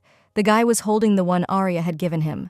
The guys stared at the weapon in surprise and asked what it was. They lowered their heads guiltily. The brother suggested that since they had such a weapon, there might be a medicine that would cure their mom. The sister didn't believe it, but she figured they'd lose nothing if they asked anyway. The boy turned to Licht and asked if they had any medicine that would cure a serious illness, and if they did, he promised that he would trade anything for it. The main character excitedly approached Rose and asked if she had any medicine, but the girl, holding a head of garlic in her hands, apologized and said she had nothing but garlic. Licht asked in surprise how she had garlic. After all, she was a vampire. Then the guy asked the dragonmen what kind of medicine they needed, and if it wasn't too much trouble for them, he asked them to tell them in more detail. The brother began to tell me that their mother was now in an extremely difficult condition. She was ill, and they needed medicine to cure her. If they didn't have any on hand, he asked if they could go back and get some. But Licht said that in that case he could cure her without medicine. The kid was very surprised and asked how he was going to do it. Then the protagonist said that with the help of his skill, and said that if he took him to his mom, he could help her. The kid wasn't going to trust the stranger so easily, and angrily told him that if he really had such an ability, he had to prove it. Only then could the kid trust him. Licht looked at their bags full of fish, and asking if such proof would work, he cast a spell on the fish. The loot immediately fluttered into the bag. The sister and brother looked at the fish in surprise. The brother acknowledged and told Sister Lalka that the man was their savior. The boys came home. There were 3 men sitting greeted them. Noticing the strangers, he asked who they were. Lalka explained that this man, pointing to Licht, would be able to heal their mother. But they didn't believe them, because in their opinion, he was just a human. The girl said that he was more than just a human, for he had proved to her and Kain his abilities. The older man asked Lalka if she was sure. The girl said firmly that she was sure. The guy got up from his seat and asked Licht if he could really heal her. The guy replied that he had to check her condition first. Licht and Rose approached the bed where the woman was lying. Rose leaned over to the boy and whispered to him that if he resurrected her, she could be healed. Licht told her in a whisper that she could, but that in order to resurrect her, she had to die first. But the whole family was watching them, so it might not work out, because if the protagonist pulled something suspicious, they would attack him without delay. But he hoped that if he used resurrection, he could gain their trust. Rose came to the rescue and told him to leave it to her. The girl leaned quite close over the woman, getting close to her neck and bit her. One of the guys woke up and asked what the girl was doing. Licht turned to him excitedly, raising his hands in a conciliatory gesture, and began to explain that the girl was just checking her pulse, because based on that, he would be able to decide what healing magic he should use, so they had to check her pulse. The kid groaned and apologized for interrupting. Licht waited tensely for Rose to finish. The girl raised her head and said he could proceed. Then the guy used resurrection magic. The woman began to come to her senses, and then sat up abruptly on the bed as if she had never been sick. The children were shocked and stared at her wide-eyed. They could not believe that their mother was healed. The woman turned to the children and confusedly said that the pain in her body was completely gone, and asked what had happened. Lalka and Kain happily threw themselves into her arms. The girl, pointing to Licht, told them that the man had resurrected her. The woman turned to the guy, saying that she didn't know how he did it, but she felt good, and awkwardly asked what his name was. The main character introduced himself and named his companion. The girl bowed her head and said that they were glad to meet. The woman also bowed to them and thanked them. She could not even imagine how to thank them. Her children were crying with happiness. The woman promised that she would try to repay them doubly, for dragonmen always thanked their benefactors, and asked them how she could best thank them. Licht was glad of the chance. He said that in that case they would like them to improve their guns and equipment. They could really use the help. The older guy asked him curtly if he was sure he had enough, because it was a cinch for them, for they were forging guns before breakfast. But Kain said it was different, and asked Licht to show them his weapon. The guy took it out and showed it to the other guys. They were very surprised and didn't know what it was. Licht promised to prepare materials for them to improve it in return. The older man told Lalka and Kine that they had their hands full now. Kine turned to Licht cheerfully and said that they would definitely repay him for his help. Lalka was in complete agreement with him. Thus, friendly relations between Licht and Dragon Men were born. The sphere of activity between these races began to expand. Thanks to this, the protagonist and his comrades will now be able to resist any danger. People did not yet know that Licht has acquired everything that they had never even dreamed of. It was night. The sea was rough. There was an explosion right near the entrance. Everyone heard it except Licht. He was sleeping peacefully, so almost all the occupants of Dystopia were wary. Morning came. Dorothy was surprised that they were now allied with the elves and dragon men. Guy replied that now they were, and especially the dragon people were very grateful to them. Dorothy said she couldn't even think there would come a time when they would be allied with them.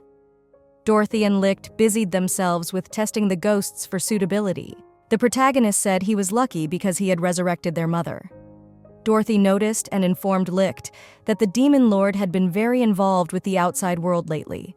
She assumed that Arya wanted to take him over. But the guy replied that he wasn't sure about that because she had tried to do it again 100 years ago and ended up dead. He hoped she had learned her lesson. Dorothy said she remembered that there had been such a thing, but they had a ban on such requests.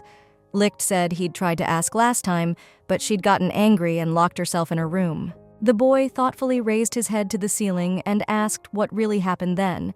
Licht suggested that maybe it was the fact that they couldn't build up their military power and therefore couldn't conquer anyone. Dorothy thought about it and said that if you think about it, they couldn't beat the humans yet, because if they attacked them with all their strength, they would be overwhelmed by numbers. Although the girl didn't know exactly what was going on there. Licht had heard one rumor that the king had a trump card up his sleeve. Dorothy speculated that it might be some powerful weapon or monster, but the boy didn't know, and that made him afraid. So they needed to warn Arya. He thought she could come up with a counterplan. The girl said it would be great if she could spy on them. Rose ran past their room, saw them, and called out a greeting, saying that they were having a meeting with the demon lord, so they had to hurry. Guy was surprised that it had already started. Rose informed them that this time it was serious, because Arya had quarreled with the Eastern Demon Lord. Dorothy and Licht looked at each other in surprise. Dorothy said that she and Licht were talking, so they hurried off. The Demon Lord sat on her throne in the stone hall. She was pensive. Ferris, Iris, and Tice were already standing in front of her. Licht and Dorothy came to the meeting, and the boy asked Arya what was wrong. Iris asked her sister why the Lord was silent. Tice put her finger to her lips and asked the younger one to be quiet. Ferris told the Lord that she was worried. Arya exhaled. Everyone froze in anticipation, and the girl began the story. She had always believed that demons should help each other in the fight against their worst enemy, humans. So she went and sought help from the Eastern Demon Lord and asked her subordinates. What do they think he answered her? Rose was starting to guess. Arya continued that the freak could have just ignored her request, but instead he thought she was insulting him, so he unleashed a magical attack on them. Rose guessed what the explosion was during the night. Licht didn't understand what she was talking about and asked. Then the vampiress explained to him that last night there was an explosion at the entrance. The guy was shocked because he didn't know anything and didn't hear anything because he was asleep. Arya spoke up forcefully and said that it didn't do much damage to them, but they had no choice but to respond in kind, and asked everyone if they were ready for a fight. Licht hurriedly calmed the Overlord down, nervously telling her to take it easy, and saying that they didn't have much military power yet, so they needed to hold off on declaring war. But it was too late, because Arya had thrown a retaliatory blast at them in their territory, and gloatingly suggested that they must be howling in fear there, chuckling menacingly. The protagonist realized that it was too late to change anything.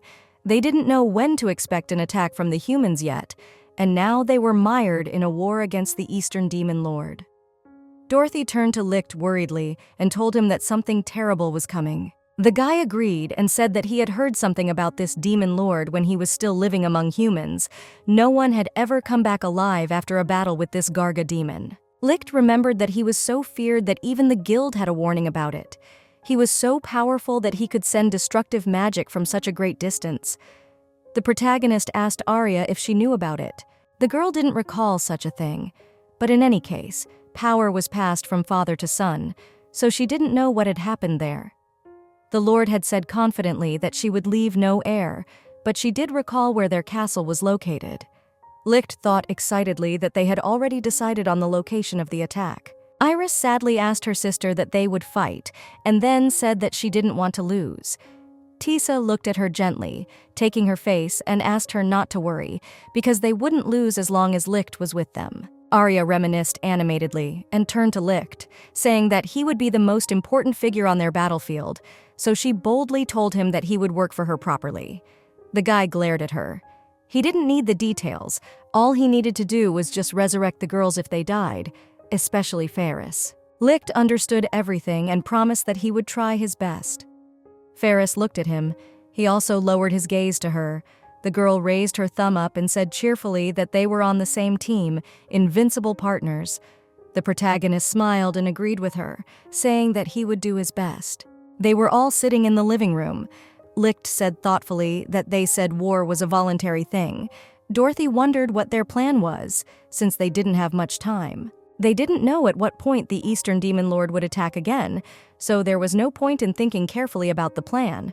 In fact, Licht would have liked to attack tomorrow to get the advantage on his side, but there was one minus. Their opponent was the Demon Lord, so he would surely anticipate everything. He was rumored to have several assistants, in which case one could assume that he had a small army, perhaps even the same as theirs. Rose exclaimed confidently that she could attack kamikaze style, so she assured them that she would be useful to them. But Licht said not to go that far. Fyrus intervened in the conversation, saying that suicidal attacks were her skate, so asked him to grant it to her. Guy disagreed with that too, and asked to be without it for now. Dorothy raised her voice, saying that there were only 7 of them, so they were unlikely to be able to fight face-to-face with them. So she suggested weakening Dystopia's defenses a bit and using her spirits, the spirits Licht had latched onto. After a little thought, he admitted that the thought was not a bad one, for it was unlikely that they would be able to turn a blind eye to such a large number of spirits. Iris asked her sister sadly what they should do then. Tise suggested that they should accompany the dead souls with the spirits of the forest and asked how the girl felt about that. Iris cheerfully replied that she understood her. Rose awkwardly intervened in the conversation and asked what she should do. Licht hesitated. He didn't know what role to give the vampiress. It was then that Ferris approached the girl and replied that from the looks of it, there was nothing else to do but a kamikaze attack. Rose was upset that there was nothing she could do but suicide, but Licht excitedly rushed to reassure the girl, promising that he would think of something for her. Iris told her sister that she felt sorry for Rose. Tice agreed but said she still had to have a suitable role. The girl thought of something and told her that Rose would distract the enemy's attention by using her sexuality. Tisa replied to her that I think that was a bit much. The vampiress still couldn't calm down and clenched her hands into fists and promised that she would try. Everyone asked her not to worry. Ferris remembered that Rose could turn into a bat. Rose replied that she was glad the girl remembered it, but she was sure it couldn't be of any use here. But Licht said that she was jumping to conclusions early and asked the girl to turn right now. Rose started to transform, and a lot of bats flew out of her. The guy was surprised that she could actually do such a thing. Ferris, looking at the bats, said that she hadn't seen this in a long time, though she and Rose used to play catch-up, and the girl still couldn't catch up to her in the form of a bat. The girl took her form and smiled at everyone. Licht said that he knew how they could use her ability. The girl got excited and got very close to the guy and waited for his decision. The protagonist was a bit taken aback, but said he would assign her the role of spy. Rose realized a little wrong about her role and began to quickly and delightedly say that the guy wanted her to sneak into enemy territory, take the Demon Lord by surprise, and challenge him to a duel. She was thrilled because he really wasn't expecting that, and it could buy them a lot of time. But Licht tried to explain to the girl that it was not worth it to go that far. But it seemed to be too late to say anything, because Rose stood all satisfied and already promised that she would try. Licht, covering Ferris, ran away from the monster. The beast swung its sharp arms at them, but the boys ducked their heads, and its claw hit a little above their heads, resting against a tree. The fairies Iris and Tise were hanging around them, so these fairies started to climb inside the monster, and then it fell down dead. The fairies were circling around the guys. Licht said out of breath that it was to be expected. So many monsters don't appear in people's territory, and if the fairies didn't help, they would be dead by now. The demon territory occupied 70% of the land, and now Ferris and Licht were standing on its eastern part. The girl asked the boy that this was the demon lord's castle. The protagonist confirmed her guess. As they quietly crept through the forest, the Licht told Ferris that he had only heard rumors about this place, that the castle was so large. All the guild warriors never returned alive from this castle. The protagonist looked warily at the castle and thought that he had not yet approached it, and his body was already holding him back. He told the girl that Dorothy and the others should have already attacked the castle, so now was the time for their move. The girl wanted to say that she understood him, but saw something sparkle in the window of the castle and was silent. Suddenly, a beam pierced the girl's chest, and Ferris fell without signs of life. The guy didn't even have time to turn around, and saw only with a sideways glance. When the girl was already lying down, Licht approached her, looking in the direction the attack had come from. Amazed that they were able to hit from such a great distance and so quickly, it showed that the enemy's scouting party was on a completely different level. They had stopped being attacked. Most likely the gunner had simply died. Ferris's bitterness skill worked. Thanks to this ability, all the damage the girl takes is transferred to the attacker. Licht resurrected Ferris. She stood up and acknowledged that it was unexpected and wondered if Licht was hurt. But he wasn't hurt because the girl had his back. Ferris noticed that this time the attack was too sudden, so she asked the guy to be on guard. Licht agreed with her. They went on. The girl was ahead and the boy was a little behind. He looked back and thought that they shouldn't be attacked now because the enemies must be confused, so this was their chance. Licht had to use resurrection, and it would be good if his enemies didn't know about it. And if they understood how bitterness worked, it would be very easy to counter this ability. But in any case, Licht didn't want to see Ferris dead again. Licht took his sword out of its sheath and called out to the girl, ordering her to stay with him from now on. Ferris looked at him in surprise. The guy had made the decision that if need be, he would protect her himself. Ideally, he would like her to use bitterness on the Eastern Demon Lord, and to make it work, he needed to hide her skill to the last. Ferris, stammering a little, said she didn't mind, blushing and admitting that she wanted to be there too. The protagonist turned at her in surprise, but said nothing. They approached the door. Licht warned the girl that they didn't know what enemies Hai expected, so asked her to be wary. Ferris grabbed his hand and they walked into the castle together. A man with thick hair all over his body screamed what the hell was going on. A girl with long hair and glasses was sitting over the dead girl who shot Ferris. The girl sitting over her excitedly said that when she came in, she was already in that state. The hairy man irritably asked if they had already entered the castle. Luluka's scouting abilities were some of the best among all demons. He couldn't even guess who her so, but the man was sure that that unknown person knew who to target. The girl asked the gentleman what would happen to the shooter. The hairy man replied that they would leave her like that for now, and then they would sort it out. The girl apologized worriedly and told her speculation that she thought she had been killed in some strange way. The man thought so too. There was no sign of battle in the room. The enemy might have been strong, but the girl couldn't die without fighting back, and especially it was Luluka. She even led an army of demons. The hairy man leaned over to her and said that the girl took damage right after the enemy attacked. The girl with glasses suggested that maybe they had a demon that had the same abilities as Luluka. The man discarded that option after all. They couldn't be one and the same, so there was something else here. They heard something bang. Harry turned surprised at the sound. He asked the girl to inform the others of Luluka's death and warn His Majesty, the demon Lord Garga, and angrily said that they would meet later once he was done with those rascals. The girl ran to inform the others and wished them good luck. The hairy man had a sword, a disgust sword. It built up and increased its power when the man felt hatred, and right now the weapon was in its best form. Licht and Ferris looked out from around the corner. The guy thought the invasion had been successful because Dorothy's spirits had already surrounded that perimeter, but an angry voice was heard from behind them. It was that hairy man with two little elves, the girl with a bow and the boy with a blade. The hairy man told his guests that they were brave to invade their castle. Licht thrust his sword forward, covering Ferris with his hand, ordered her to stand behind him. The girl agreed with him. The hairy man's name was Doba. The man saw that their spirits were already all over the place, and cheekily asked if they would be lost if he chopped him to pieces. Licht calmly replied that, who knows, and urged him to try. A boy got into the conversation and started shouting, "How dare this freak talk to Mr. Doba like that?" The man ordered the boy to be quiet, and turning to the boy and pulling out his huge and wide sword, said that he had asked for it. Swinging it around, he attacked Licht. The boy put his sword forward, and the sound of steel was heard. The protagonist withstood the onslaught of the boogeyman. Doba realized that the guy with the sword knew how to handle it, and he wasn't like all the other people idiots who dared to come to them. However, taking the sword comfortably, with both hands, the man said that he wasn't strong enough to overpower him anyway, so death awaited him, and he was going to show Licht what strength meant. The hairy one swung harder and struck again, swords meeting each other, the boy trying to hold back as best he could. Doba mockingly asked if he couldn't fight back, or if it was more important to protect that woman.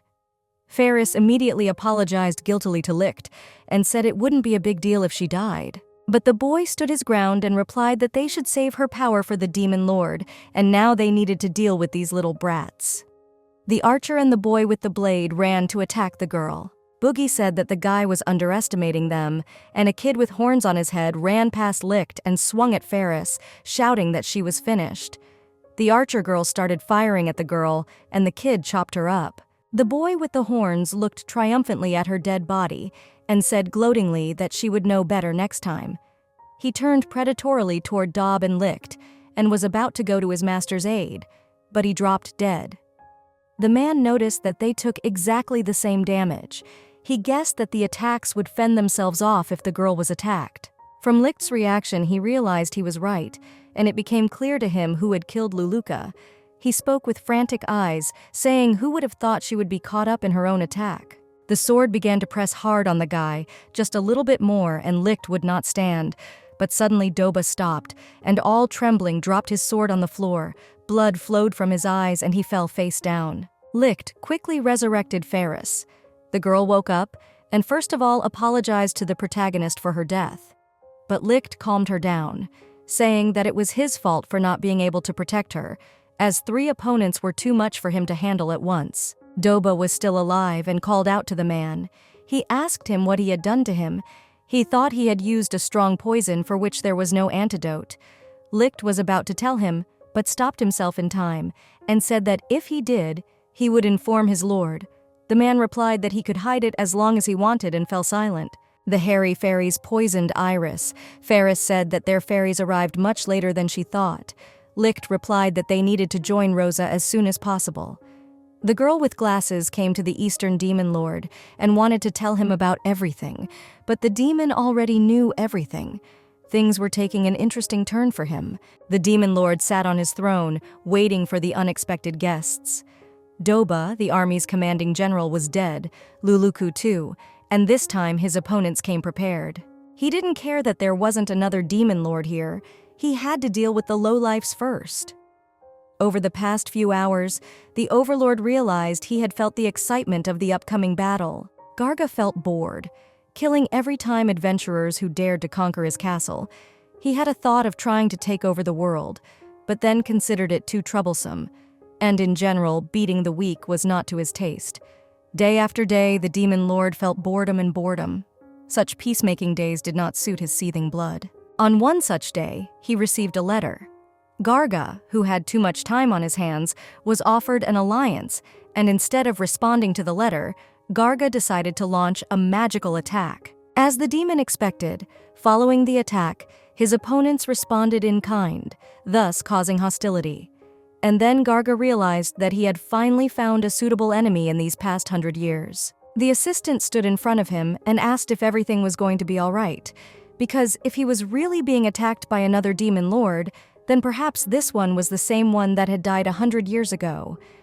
But Garga asked the girl not to worry about it, because the Great Lord was buried 100 years ago, and she could not come back to life. The demon ordered the servant to hide somewhere because she shouldn't have fought, but the girl insisted that she would fight, so he shouldn't have said such things. Garga said that she would stay with him, but what would he do next, since she would not be useful to him? The girl agreed with him and hesitated. The demon asked her to wait, but then a lot of bats rushed in. The aide shouted to her master to be careful, and she was completely enveloped by bats. The demon looked at her in surprise. The bats scattered around the girl, and he saw the frozen face of his servant who was heading towards him like a zombie. Garga realized what was going on here. The girl approached him and smiled, but the demon was not impressed. Applying the demonic cut, he chopped the assistant into pieces. Rose appeared in front of Garga, introduced herself, and told him that he would regret underestimating their lord. The demon replied that he knew he would, but he wanted to fight her, not Rose. But the lord had decided to deal with the vampiress quickly to break the boredom. The girl frowned at him. The demon said excitedly that he understood. The vampiress didn't know where the demon lord was now either. Rose was shocked, thrusting her hand forward, her 2 fingers stretched out at Garg. But the man walked away from the blow, saying she was dangerous, and asked what she thought about turning him into her enemy. The girl was taken by surprise. She realized he was reading her mind. Rose was thinking how he could be overpowered. The girl stretched her fingers at him, but they flew past, the man looming over her, telling her she wasn't going to give up, and admitting she was right when she thought he was going to have some fun tonight. He asked her what was going to happen next, because it was in her best interest to just wait for her demon lord to arrive. Rose let another sliver of tape fly at him, screaming at him to keep quiet, but stumbled and fell. The demon stopped in front of her and offered her surrender, and informed her that he realized she wasn't fighting him at full strength. Garga admitted that it wasn't in his best interest to bully the weak. Rose sarcastically thanked him for his concern. The demon put a blade to her stomach and warned that if she didn't start fighting seriously, he would kill her, so he shouldn't have upset him over something so stupid. Rose grunted under his cut. She told him she understood and stood up, beginning to transform into another form. She turned into a huge bat. The girl started to attack him. Garga, expecting a blow, said that now he would definitely have fun, and dodged the bat's blow. Now the demon could not read her thoughts, because she was acting solely on animal instincts. The girl tried to attack him again, but Garga stopped her and grabbed her by the throat, throwing her back into the wall, blood spurting from the mouse's mouth. The lord's arm was cut, and he was surprised that she scratched like a wolf. Rose accelerated and aimed at Garga from above, but the demon used a demonic slash and cut off one paw of the mouse. With her other paw, she still tried to attack, but the man dodged. Then Rose grabbed his other arm with her fangs and ripped it off altogether. Garga slammed his fist into her face. The bat's huge fang broke and the girl fell.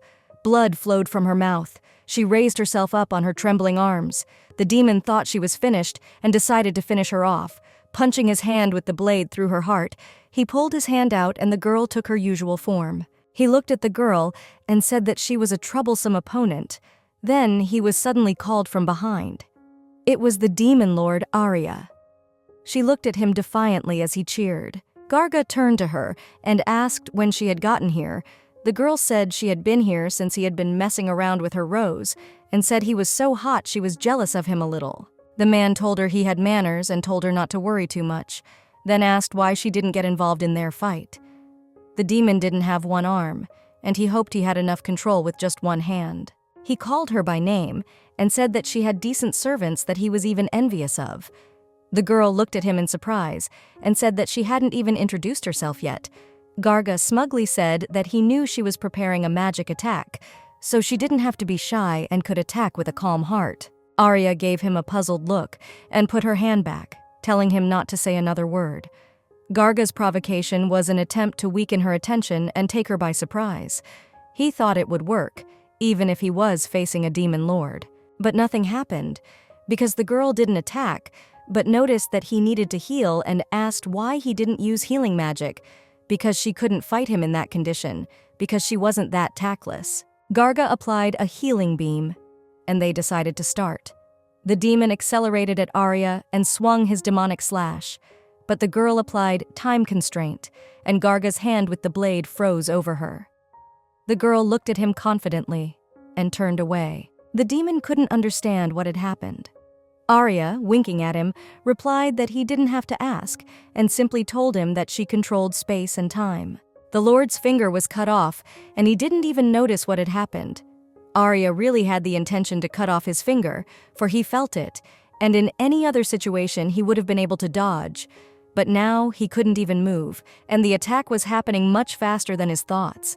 He couldn't not only counterattack, but he couldn't even dodge. Two glowing objects slowly passed near the girl, but she dodged them easily. Garga tried to launch 2 spikes at her to pierce her eyes, thus blinding her for a while, but it failed. He said, still frozen, that she completely anticipated his attack and dodged. He marveled that she had pretty powerful kinetic vision. Arya disagreed and said it was just him being weird, and boldly asked him that he never realized that in this space he couldn't move as he pleased. Then it came to him that he was in slow motion. Garga thought that if he could escape from this space, they could have a decent one-on-one fight. But it was an impossible wish, because he died the moment he showed her his back. The demon said that in that case he would have to kill her here just like that, and gathering all his strength, applied the demonic cut. But it didn't work.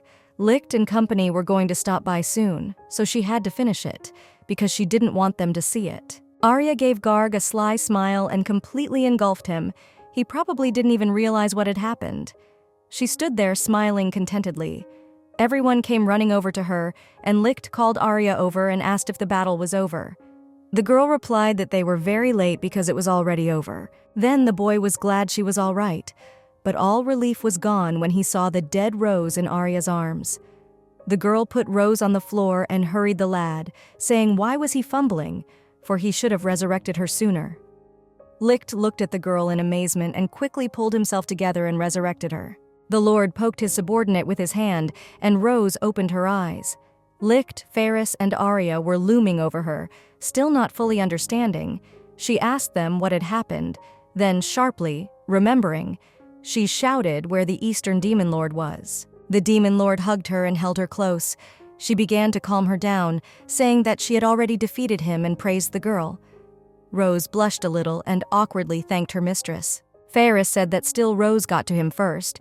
Licht asked that everyone else was also defeated by Arya. The Lord said that Tisay and Iris had handled most of them. After all, she had them the best if it came to destroying enemies. Mistress asked Licht how it had gone, because apparently their opponent was not a weak one, even with Ferris's support.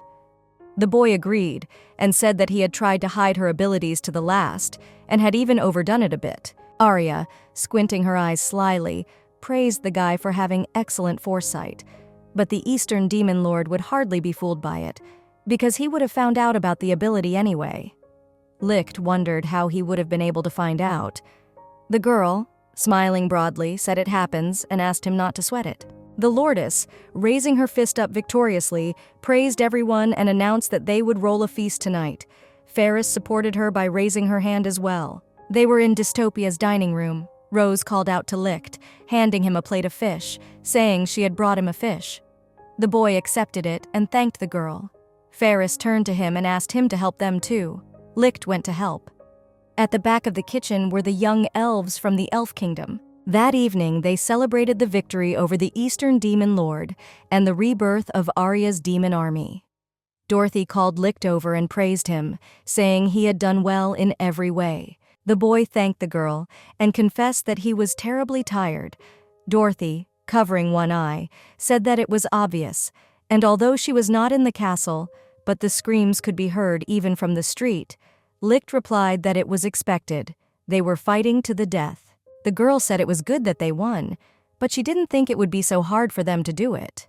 The boy remembered that Rose had fought a demon lord and asked her how strong that Eastern Demon Lord was. The vampiress, after some thought, admitted that he had been able to anticipate all her attacks, so she hadn't been able to do much damage to him, only hurt herself.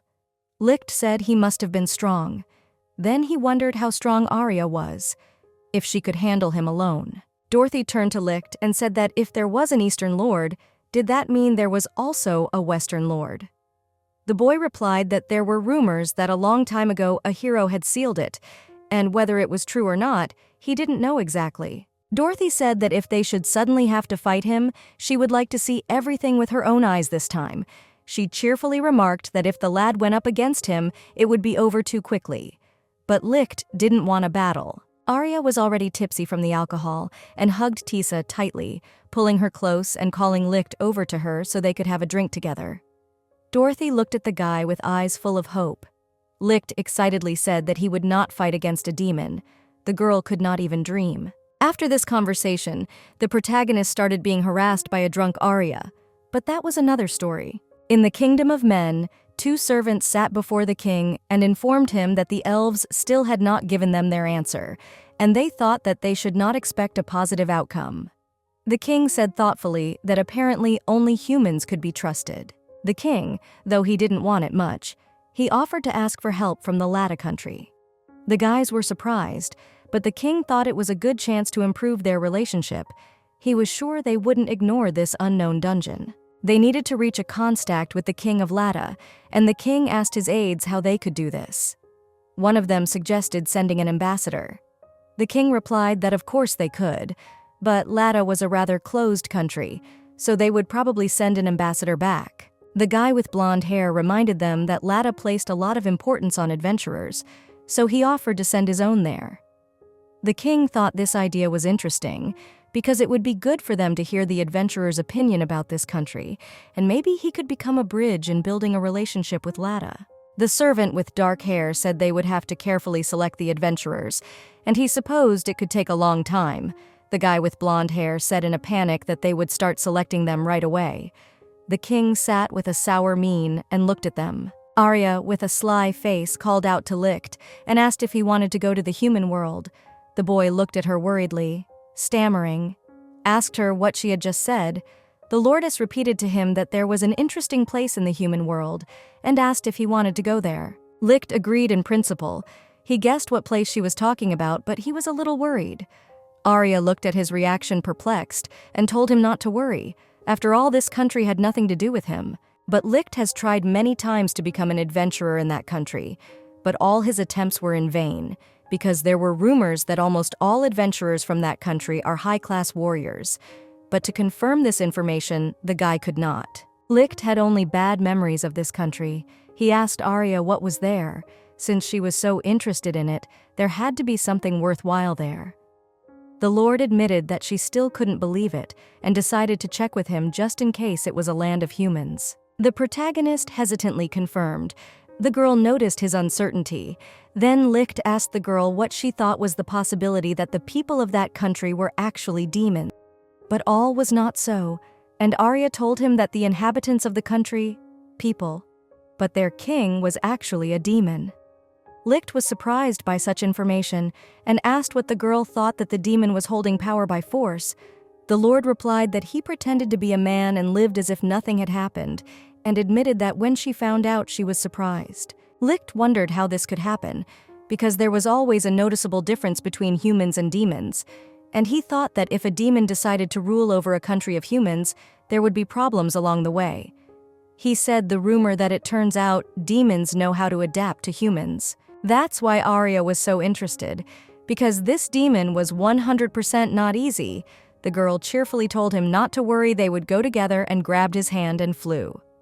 Licht was very surprised that right now they were going to Lada's country out of the blue. The Lordess, flying out of the cave, warned him to hold on tight. A servant came to Mrs. Byrne and told her that the adventurers had asked for her help, so he needed to know what the queen would order. The girl replied that they would help them in any way they could. She ordered them to use as much food as they wanted, but she promised to think about weapons. The servant left her. A maid came in to the queen and began to praise the lady admiringly, saying that she had made a wise decision. So the adventurers trusted her very much and exclaimed that she was grateful to God that she was their ruler. The girl thanked the maid. The queen was glad that the girl was always by her side. The maid, embarrassed and with delight in her eyes, began to guffaw that a maid like her did not deserve her praise, and promised that she would follow her all her life. The mistress calmly replied to her that there was no need to lie so nicely, but the maid hastily convinced the queen that it was the truth, and she had always thought of her. But the mistress was only joking because she already knew that the maid would never lie to her. The maid was embarrassed.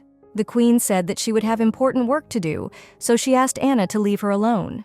The girl agreed and wished to do her best at work. Every day, 1 hour, Byrne set aside to be alone with herself. The queen rose from her seat and shouted to her to call her if anything happened. Her mistress replied that she would. Byrne was on her way to the door when the maid called out to her and said she had something she wanted to ask her. The queen excitedly turned to Anna and asked what she wanted to know. The girl asked why the country of Lada had no ties and relationships with other countries. The queen answered her that it was because they didn't want to break tradition, for the Lada's hallmark was that they paid special attention to adventurers, for Anna wouldn't be happy if their numbers decreased either. The maid agreed with her mistress and began to praise her for thinking it through so well and apologized for her silly question. But Byrne was reassured by the girl, saying that the question was a good one. The maid bowed goodbye to her and the queen went to her room. She went into her room and just lay down on the bed. The girl was very tired because there were too many responsibilities. She started twirling, fidgeting all over the bed. Exhaling, she thought being a queen was fun, but it turned out to be a very boring job. Byrne thought she would be able to live peacefully in the human world. Now she wondered why she had saved them. Suddenly, Licht and Arya arrived in her room. The girl jumped up from the bed in surprise. The lord stood and looked at her confidently. The queen asked who they were and ordered them to identify themselves, threatening to call the guards. The lord said that it was really a demon asking for a helping hand from the people. The queen realized that she had been figured out and stood staring at them in shock. Licht asked Arya if the girl was definitely a demon, because all he saw in front of him was a human. The lord answered him that it was people like him that she was fooling all this time. The queen was angry and asked how she realized who she really was, and in general she was interested in how they got to her. Then Arya revealed the girl's secret. She showed her true form, more specifically, her foxtail. The lord thought she was a fox. Licht was surprised that the queen of the Lada country was indeed not human. Arya approached the girl's tail with the words that she had a suggestive tail and began to stroke it. Byrne was embarrassed and asked her not to do that. Byrne shouted that the girl might not have thought she'd get away with it after all that, and just so she knew, the girl told her she was a noble vixen. Arya told her she was a demon lord. The queen looked at her fearfully, and not believing her said she was fooling her out of her mind. Then the lord decided to prove it to her and asked Licht to close his eyes. The guy closed them, and the girl snapped her fingers and tore the guy to pieces. Blood flew on the queen. She stared at Arya dumbfounded. Then the overlord asked if she believed now. The queen screamed in panic that he was her partner. Why did she have to kill him? It was too much. But then Licht revived and shouted indignantly at Arya, "Why kill him?" The queen cried out in fright and stared at the living guy with her mouth open. Arya nonchalantly told him that he wasn't hurt anyway, but Licht told her that wasn't the point. Byrne, having recovered a little from the shock, asked them who they were and if the girl was really a demon lord. Arya, looking at her seriously, replied that that was exactly what she had told her from the beginning. But really, Licht was human. The queen pondered her bloodthirstiness and display of power, lightning-fast attack, and no matter how much she compared it, she found no equal. The demon lord towered over her, smirking defiantly and confidently. Byrne apologized profusely for her behavior and bowed to Arya, asking for her forgiveness. The overlord approved of her behavior and remarked that the queen was quite smart, but here she had to think of blending in with humans. Licht turned to Arya and was surprised by her behavior. She answered him how he wanted it differently. She was a lord, after all. Suddenly, Anna's excited voice was heard from behind the door. The girl shouted that she had heard some strange rumors, so she asked her mistress if everything was all right. The queen worriedly began to calm the girl and asked her not to bother her and to go back to work. The maid understood her and warned her that if anything happened, she could always call her. Byrne exhaled. The demon lord, remembering why they had come to see the queen after all, asked why she had merged with the humans. Byrne, hanging her ears, sadly replied that she thought that in the world of humans she could always live a cheerful life. But in fact, it turned out not to be so. Arya admitted that she was amazed that the girl had become queen only because of such delusions. Byrne, making a pretty face and folding her hands, thanked her mistress. The Lord asked if it was difficult for her to live among humans. The girl replied that it was difficult because she would never have thought that queens get so tired. Arya laughed and said that she wouldn't know if she was stupid or smart, because it was clear to the dummy that rulers had a hard job. However, Byrne surprised the Overlord, because she knew that some demons merge with humans. But here was the first time she saw the queen. Arya asked about the partners, if they were also hiding among humans somewhere. The queen replied that she thought there were those who hid among humans in this country, at least in other countries. It was like that. The boy stood surprised because he hadn't noticed anything at all.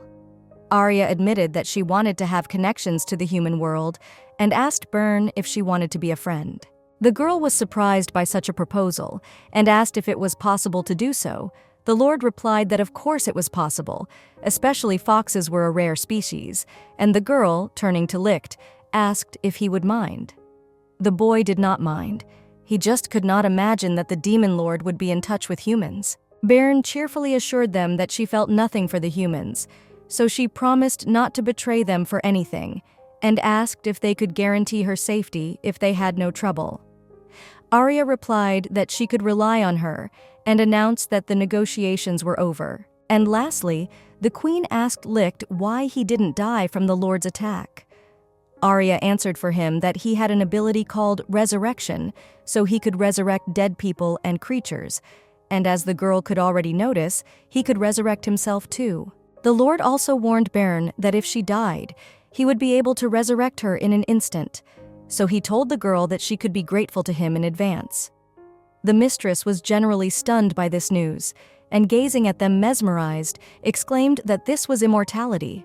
To Byrne, the guarantee of life looked far more attractive than any treasure, and after years of daydreaming about a life of eternal fun, her dreams finally came true. Arya waved goodbye and warned that she would come back next time for something tasty. Anna came to Byrne's room and asked her what had happened because she had heard strange noises.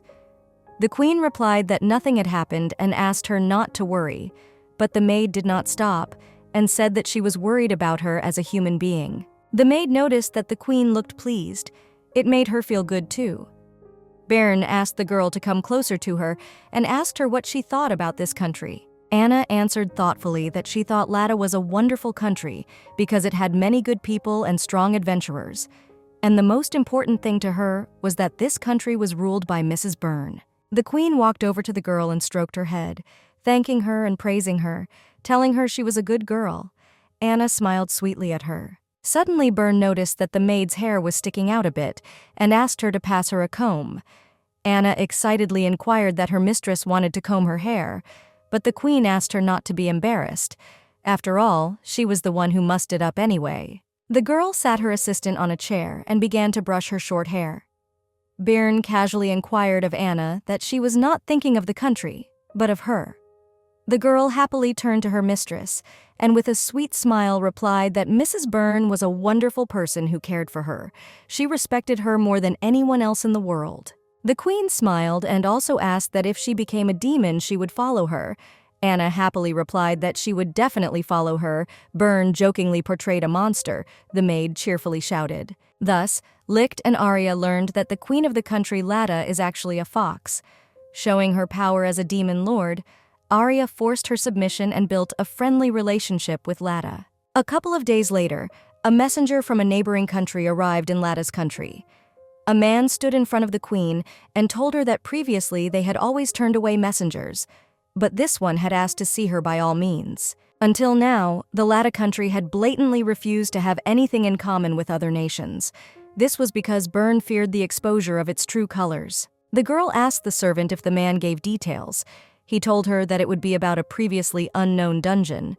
Byrne was surprised and immediately understood what it was about. The servant continued to relay the messenger's words that magic of such power was emanating from the dungeon, that it could not be ignored, and there were rumors of it among the adventurers as well.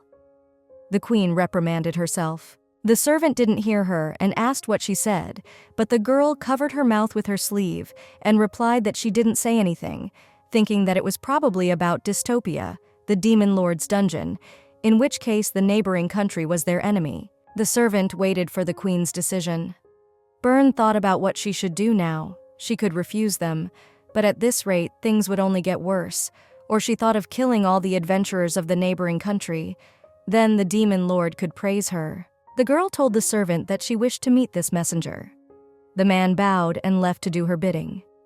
Anna, who had been standing aside all this time, asked her mistress if it was worth it to go to meet them so easily, because he could be dangerous, and she was worried about the queen. The girl assured the maid that everything was fine. Byrne replied that even if she was attacked, she would easily overpower him. The girl was delighted with her mistress, for a vixen human adventurers were as good as spit. The queen approached Anna and slyly asked her if she would save her if she needed help. The girl, clenching her fists, replied that she could count on her. Byrne poked at the girl's muscles. She had the idea to send the adventurers straight to the dungeon, then the mistress could mop them up herself. A man with black hair and a scar all over his face walked in. He greeted the queen cheerfully and said he was very grateful to meet her. He bowed to her and informed her that he was a messenger from the neighboring country of Legis and introduced himself as the S-level adventurer, Gate. The queen greeted him and gave him her name. She rose from her seat and told him that the approximate nature of the conversation had already been reported to her by her servant, and with her hand pointing to his chair, asked him what he wanted to discuss with her about the unknown dungeon. He confirmed her words and said he was glad it wouldn't take her long. The queen asked that they planned to enlist the help of her state. The messenger laughed and replied that she had seen right through him.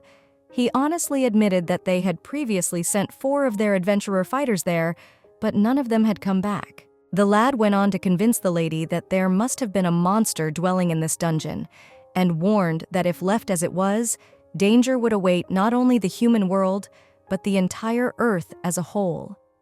He told her that there were many adventurers discussing this dungeon at the moment, and he, as one of them, could assure her of that. The man had been working them for years, but it seemed to him that this case was unique, because given the strength of the adventurers that had not returned, it would be expected if this dungeon was inhabited by something like a demon lord, because it was rumored that there was activity in the area of the Eastern Demon Lord. Everything was on point. The queen replied that if there was a demon lord dwelling in the dungeon, it was not an opponent that could be easily defeated. The messenger fervently replied that if it was really the demon lord, he was not averse to defeating him at the cost of his life, because La Saga had a sword whose sharpness increased in proportion to the damage inflicted, and if you extracted the maximum from it, you could compete with the demon lord. The queen looked at him like a fool and thought that even if that was the case, the mistress had Licht, who could easily resurrect her, although that was out of the question, because this guy wouldn't be able to lay a finger on her. Byrne told him that in that case she could rely on him. She trusted his word. She promised to provide him with some of her adventurers, even though there might be casualties. The messenger jumped up happily from his seat and, resting his forehead on the table, thanked his mistress. The girl inquired when they planned to attack the dungeon. The man replied that preparations on their part had already been made, so they could move out. As she said, Byrne said she needed time to prepare her fighters. The messenger agreed and admitted that he himself had spent a long time selecting the adventurers who would fight side by side. Everything was going fine. The queen had time to report everything to her mistress. The man said confidently and cheerfully that he was counting on her help and promised her to return with victory. The queen chuckled into her sleeve and replied that she couldn't wait for their return. Licht was carrying fruit in a basket. Dorothy asked him where he got the fruit from. He told her that he got it as a gift from Iris and Tisa. When he came to check on them, he said he couldn't eat it all, so he would share it with her. The girl exclaimed in anticipation that the boy understood everything quickly and said that they would eat together because she could not eat everything alone. They sat down at the table. Dorothy noticed that the enemies did not come. Her ghosts were scouting the territory, so she had nothing to do. At first, the guys carefully went around the entire dungeon, but there were no enemies anywhere, so they had no work at all lately. But the guy said that on the other hand, this dungeon was monster-free from the beginning. Licht confessed that he liked to live in tranquility. Dorothy also shared that she also liked such a quiet life because constant battles only made you tired. But while the guys were resting, it seemed to him that Rose did everything for them. Dorothy sadly told him that he had wanted to help her recently, but she had said it was okay and refused, and asked if this was some kind of job they couldn't do. Licht said thoughtfully that she was a vampire, so he had no idea what was out there. The girl suggested that maybe Rose was avoiding them, in which case she was ready to cry. But Licht said that the vampiress wasn't the kind of person who would just hate them so much, so he asked the girl not to worry. I guess Dorothy asked him what the hell that was all about, and if he was that friendly with her, the guy honestly said that he wasn't sure himself. He also suggested that perhaps Rose didn't like him, but Dorothy grinned and said that he had just said that she wasn't like that. Licht decided to change the subject from Rose and told her that he had a good relationship with Ferris. The necromancer thought she was a strange girl, but she didn't socialize with her much. Dorothy noticed that Ferris hadn't left her room at all and asked Licht if she could come to visit. The boy, thinking, replied that she had had a lot of free time lately too, so he suggested that she would be happy to come over. Arya burst into the room, the door slamming loudly against the wall. The boys jumped up from their seats in surprise and screamed. Arya had frantically warned them that the humans were going on a sweep to dystopia, so cheerfully ordered everyone to get ready. Licht was visibly nervous and asked the demon lord if they were really going to attack them, because they were only going to their deaths. Arya confirmed it, and it was clear from the information that the humans intended to defeat them.